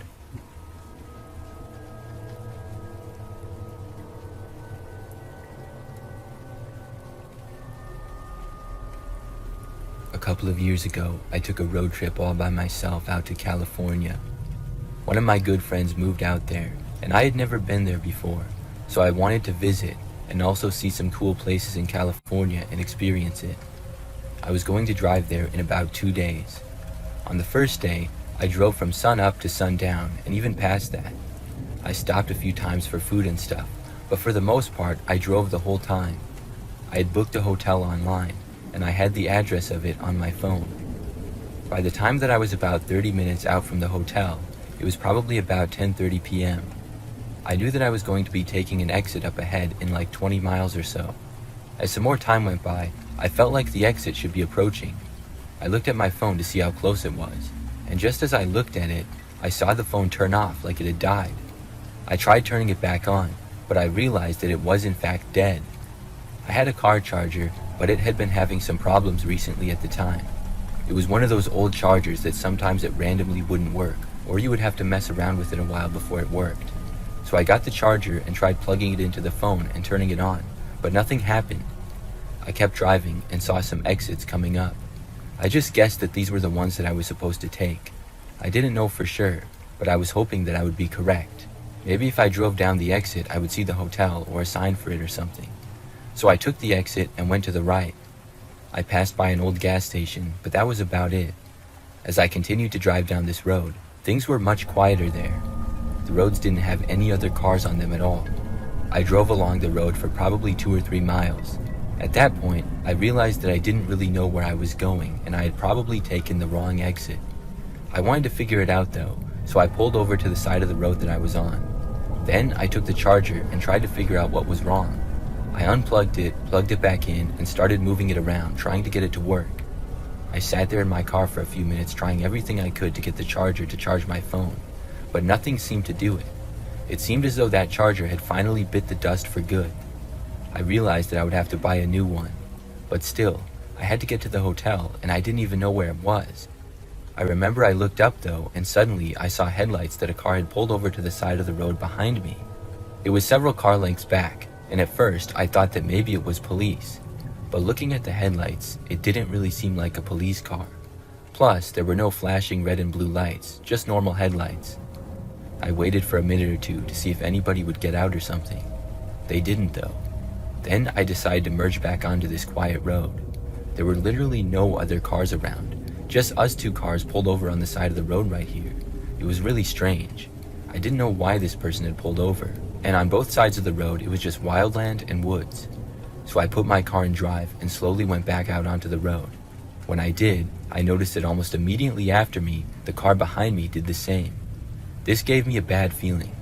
Why would this person want to follow me? I should have turned around and went back to the highway right then and there, but I didn't. The fact that the car behind me left right after me got me distracted. I kept going down that road for a little while, and at the first opportunity to turn that I had, I took it.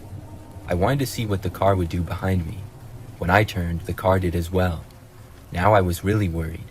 I drove down this other random road for a while, and then I turned again. The car behind me did that as well.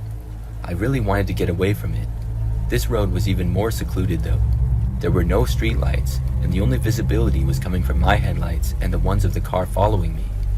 I knew that I had to turn around and go back to the highway. It felt really sketchy trying to get away from this guy on these roads, so I decided to make a U-turn. I slowed down and went as far as I could to the right side of the road. The car behind me started to slow down as well. Then I began turning around to make the U-turn. I slowed down significantly more, but I was just able to make it. However, when I turned around, I realized that the car behind me had actually backed up. It was now parked in a way where the car was blocking almost the entire width of the road. I stopped. I wasn't sure what to do. I didn't think I would be able to get around the car. Then the car turned off and I saw the driver's door open up. A man got out. He did not look friendly at all. He started instantly jogging towards my driver's side door. In an instant, I went to the right and just hit the gas. It was really just a reaction to the guy running at me. I drove right into the grass and just barely squeaked around the man's car. Luckily, my car did not get stuck in the grass, and I soon went back onto the road.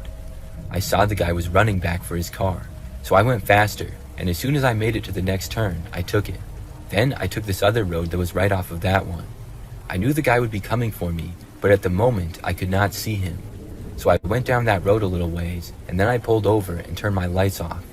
I just hoped that the guy wouldn't go down that road. I waited for probably 10 minutes, and I didn't see the car, so he must have not known that I had went down that second road. After that, I carefully drove back towards the highway again. I was able to make it, and then I was able to use the signs to get to the correct exit. I stopped at a gas station, bought a new charger, and then was able to make it to my hotel. Looking back, I don't know who that guy was, why he followed me, or what he wanted. I don't think it was anything good though, and I'm really glad that I got away from him.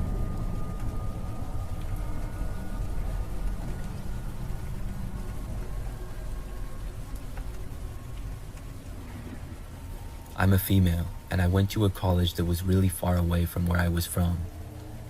It was several states away, and every time I went to and from college, it would be a bit of a road trip. One time in particular, I was coming home for the summer. It was a 10-hour drive, and there were actually a couple of times where I did the whole drive in one day, but this time I was going to be making it in 2. I was going to stop at a hotel when it got really late. So that first day, I drove for a really long time until it got late and I couldn't go any further. I was really tired, and it was probably like 11 o'clock.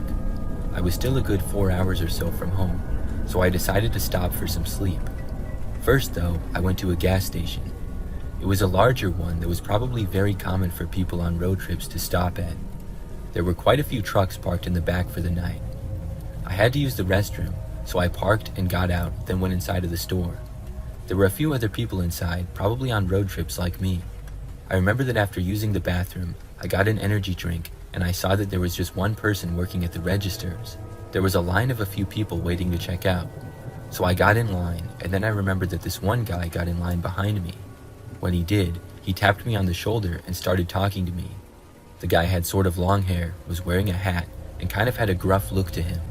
He was holding a 6-pack of natural light beer, and after saying hi to me, he asked if I was on a road trip. I said yes, I was going home from college. The man asked me where I was from, and I told him. Then, surprisingly, he asked me if I needed a ride. I said no, and I was confused, because I had literally just told him that I was on a road trip. He continued to talk to me though, asking me several more random questions before it was my turn to check out. After I did, I walked back to my car. I remember that when I got to my car, I noticed the man leaving the store with the beer and cigarettes as well.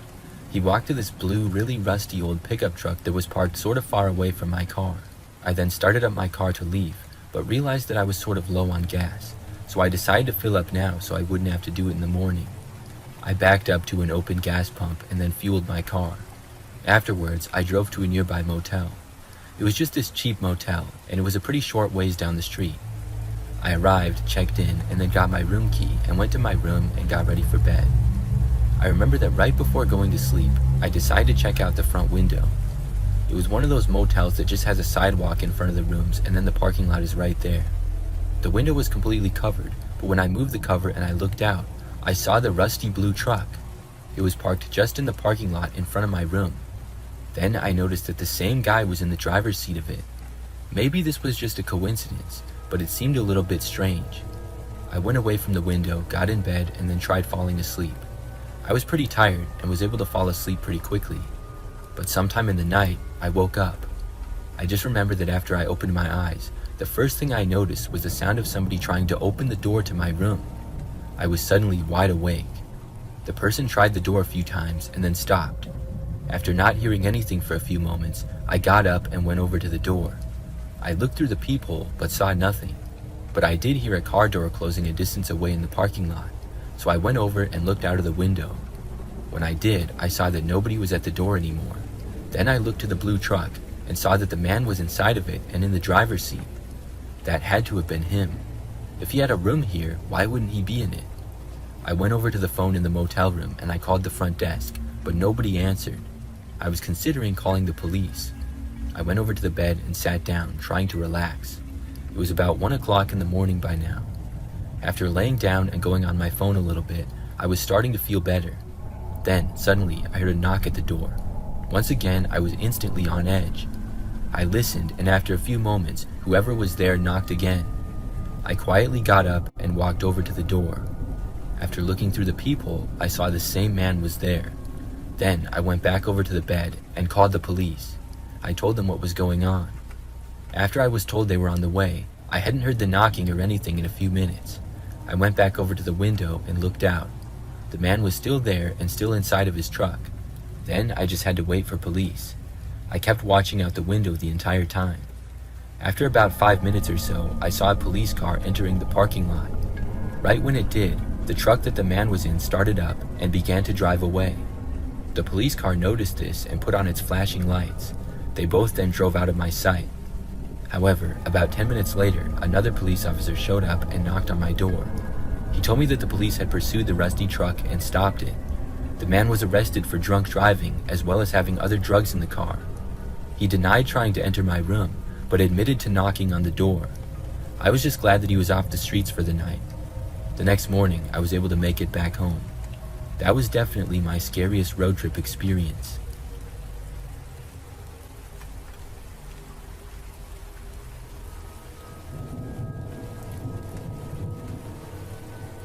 A few years back, I went on a road trip. I travel quite a bit for work, and I end up driving all around the country. So on this particular road trip, I found myself driving in sort of the middle of nowhere really late at night. I'm pretty good at staying awake and driving at all kinds of hours, but I need the help of caffeine to do so. So when I sensed that I was starting to get a little bit sleepy, I knew that I needed to stop. If I got out of the car, walked around a little, and had a caffeinated beverage, I would be fine. So after driving down the highway for a few more miles, I saw the sign for a rest stop up ahead. I was happy to see this, and I pulled off. This rest stop was right off the highway, and I mean literally right off of it. The exit went right into the parking lot, and then you had to go back onto the highway. There were no other roads.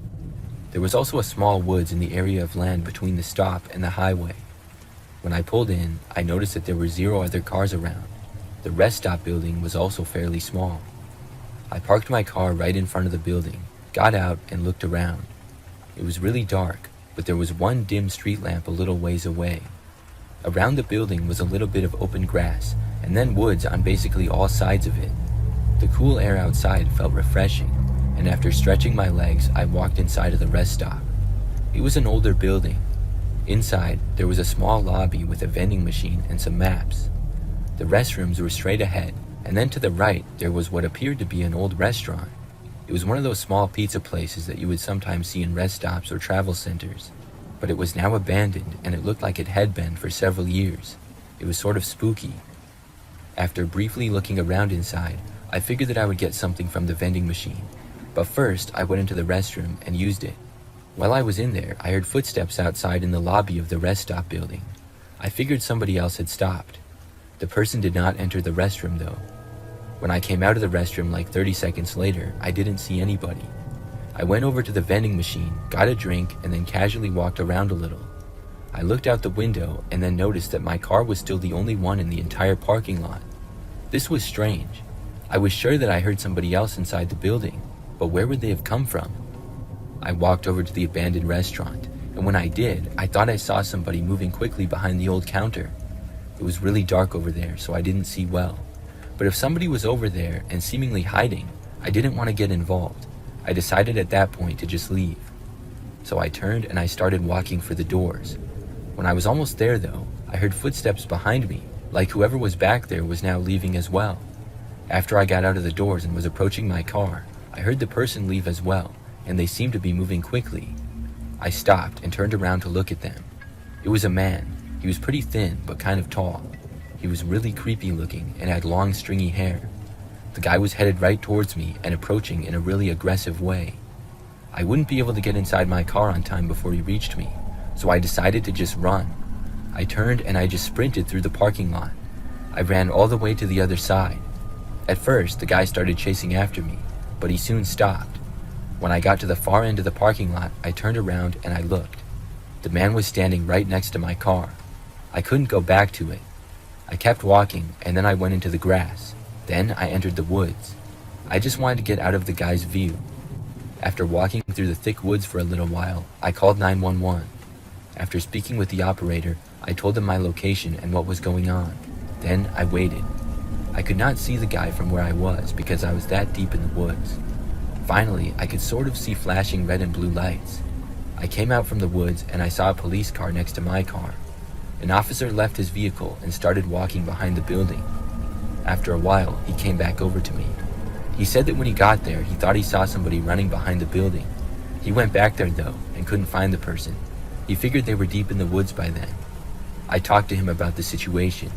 He said that he would call another nearby unit and they would check behind the building again, but that I could go. So after that, I was on my way. I'm not sure if the police found the man or not. I'm guessing that he was going to try to steal my car, but who knows? I'm really glad that I got away from him.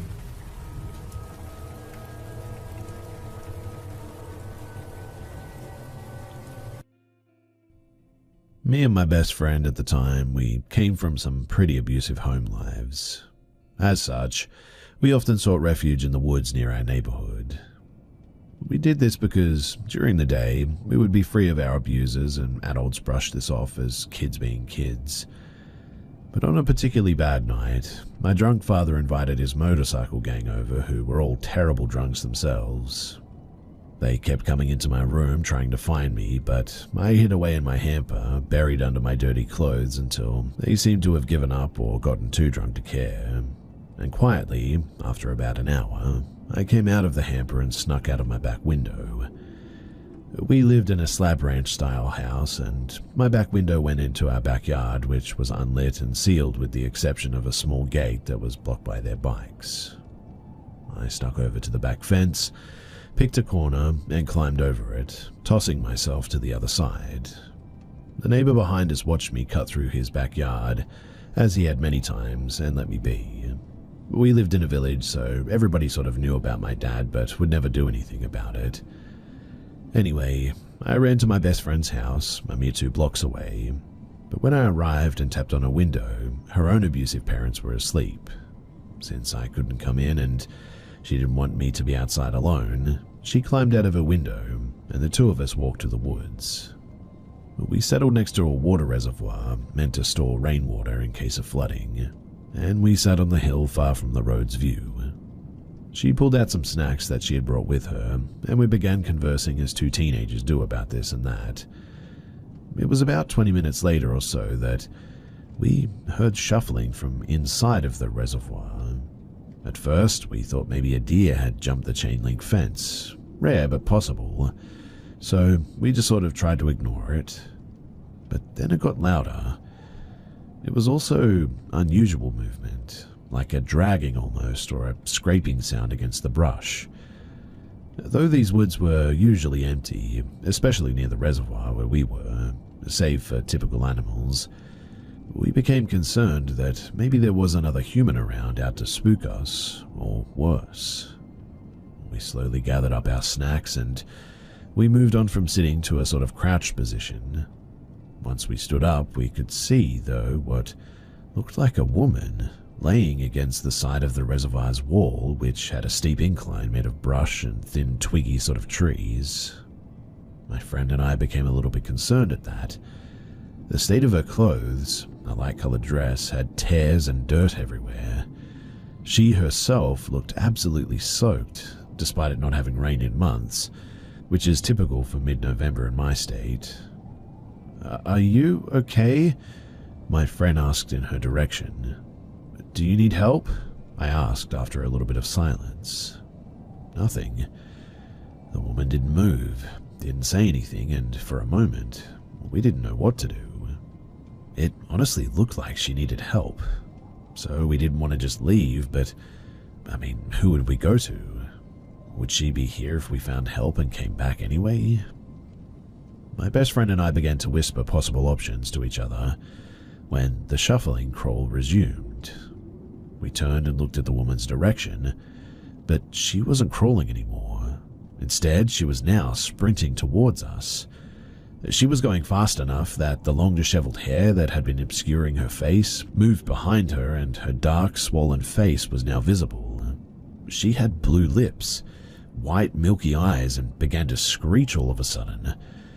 My best friend and I absolutely booked it. We ran as fast as we could to the streetlights and their orange glow, and we could hear her until we crossed the street, and then just silence. We turned back and looked at the fencing, huffing and puffing, looking for any signs of her. We saw nothing, though, and began to talk about how it was probably a senior teen messing with us or something. But then we saw her again, standing inside the fence, just staring at us. The orange glow of the lights hit her, making her features seem soft, if not still unsettling. I took a step in her direction, believing now that she was probably just some sort of crazy homeless woman. She was behind the fence, and the time that it would take her to climb it made me confident. I spoke to her. I told her that she was a creep for scaring us like that, and that it wasn't our fault that she was homeless. I did the front-end motion with my shoulders, if you know, you know, and shouted for her to not be so reckless and mean.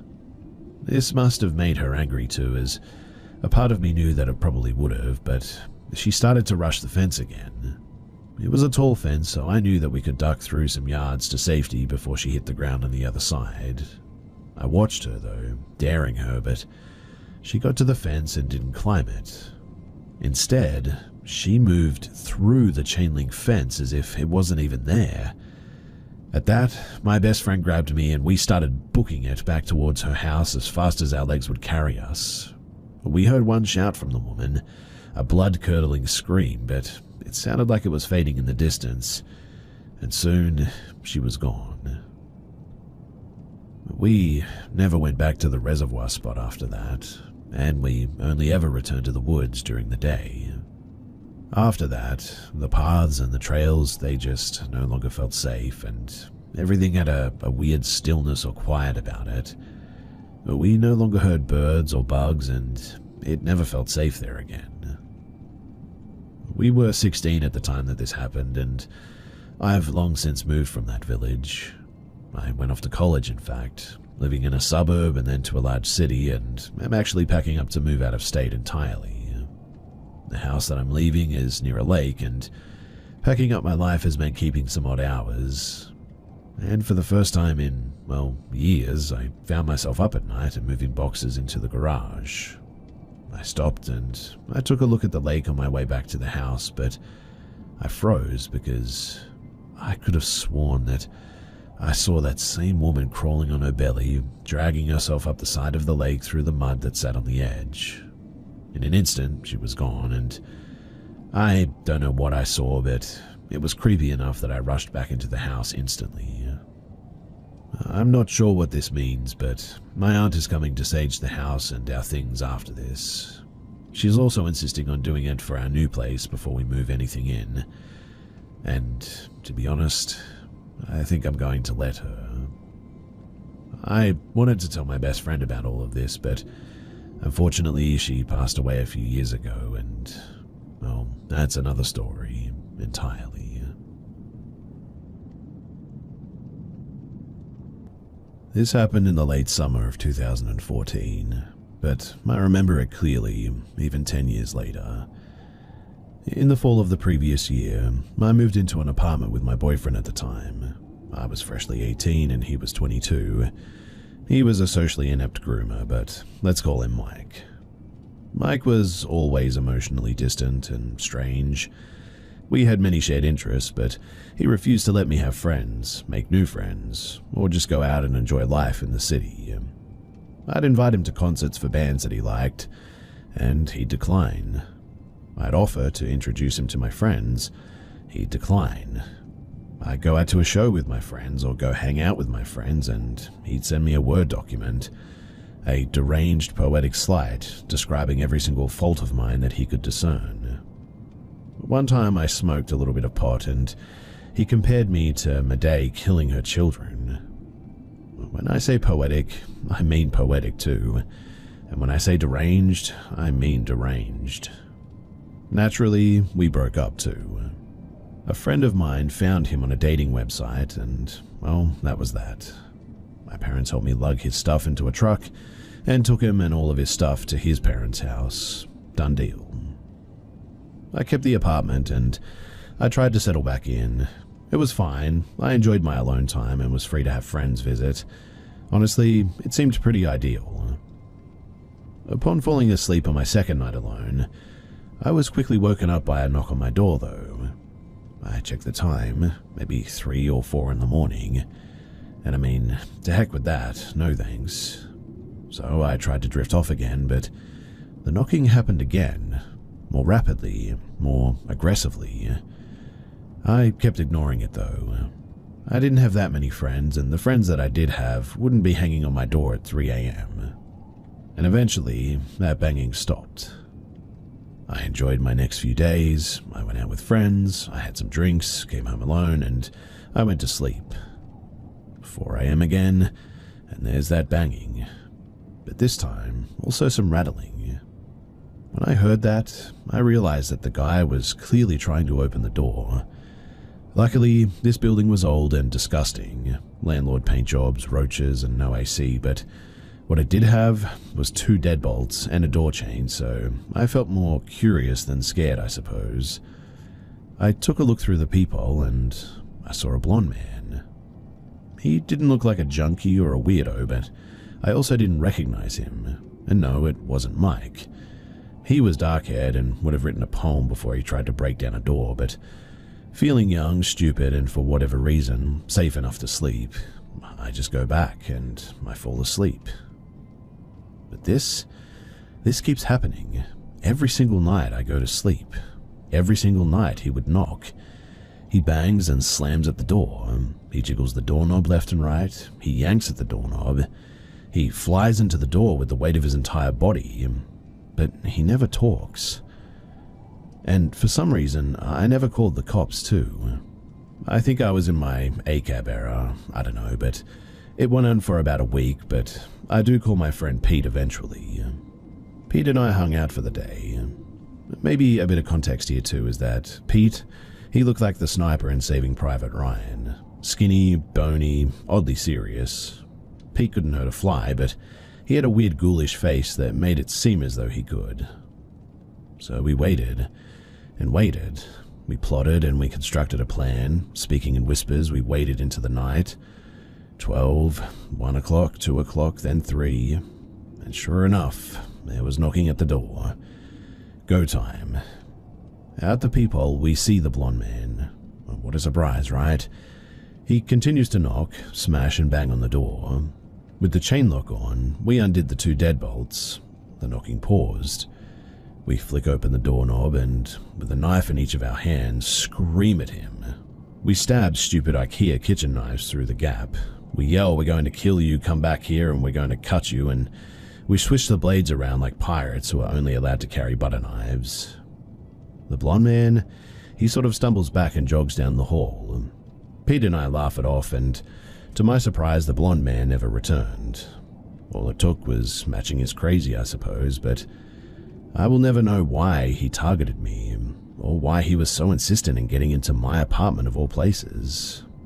Though I can guess, I suppose, and my guess is that he may have been stalking me for some time, and when he noticed that Mike was gone, maybe he saw that as his chance. Again, I guess I'll never really know, but when I think back on it, it was kind of a crazy time for me, and honestly, I'm glad it's over.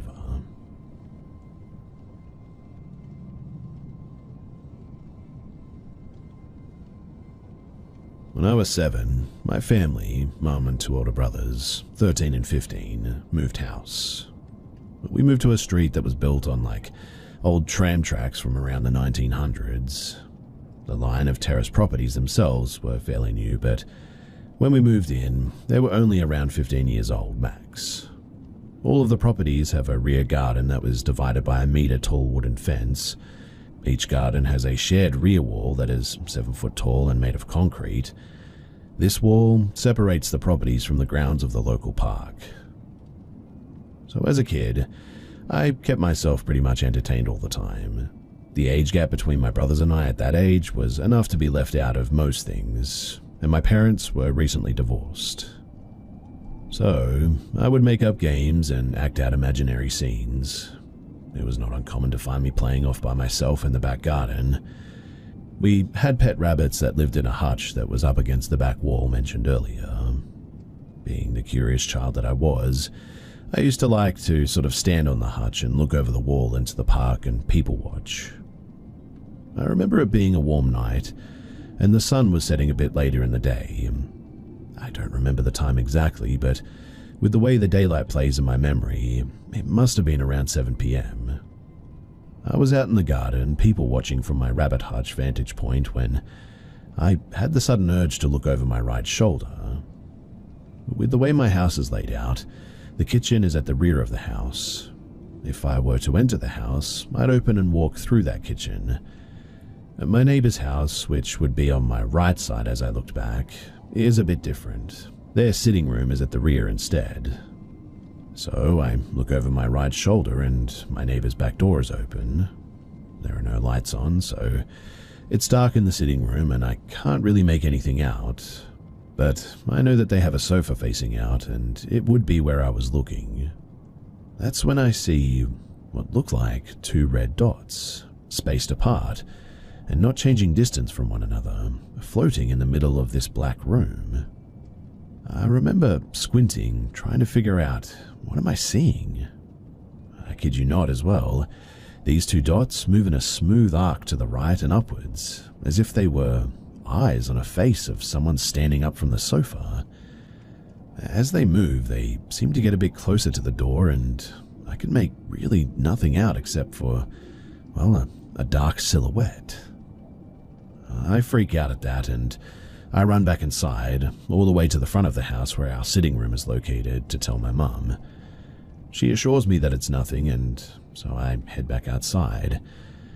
I climb back onto the rabbit hutch and immediately look behind me again.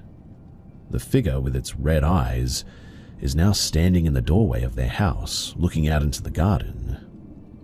I nope once more back into the house, and this time, I do not go back outside. For years, I forgot about this experience, but I've always been afraid of the dark. I especially hate looking out of windows at night, particularly into the back garden. Something jogged my memory of it a few years ago, though, and every time I talk about it, honestly, it makes me sort of teary-eyed, because it was terrifying. I still remember every detail of that evening, and I wonder what it was that I saw. My neighbors still live there, and I'm too scared to ask them if they've experienced anything, or if they have an explanation for, well, whatever it was that I saw.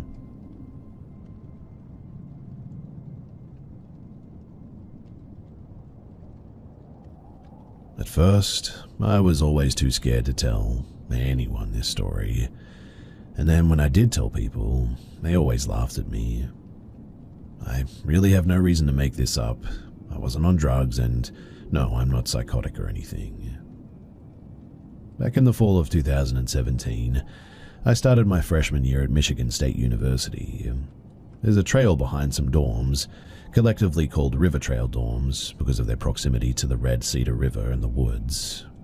The trail is colloquially called the Rape Trail because you enter it through a gap in a fence, and it can be known for some unsavory activity at night. I had never heard of an assumed happening there while I was there. Mainly it was just where kids went to smoke some weed and cigarettes, really. Well, I had become friends with a couple of boys, and one day after dark, they decided to go to the trail and smoke some weed, and I joined. I never smoked with them as I got obviously interrupted, but nevertheless, I sincerely do not believe that marijuana has anything to do with this story. Anyway, the boys were doing their thing when a figure walked into the open gap into the gate.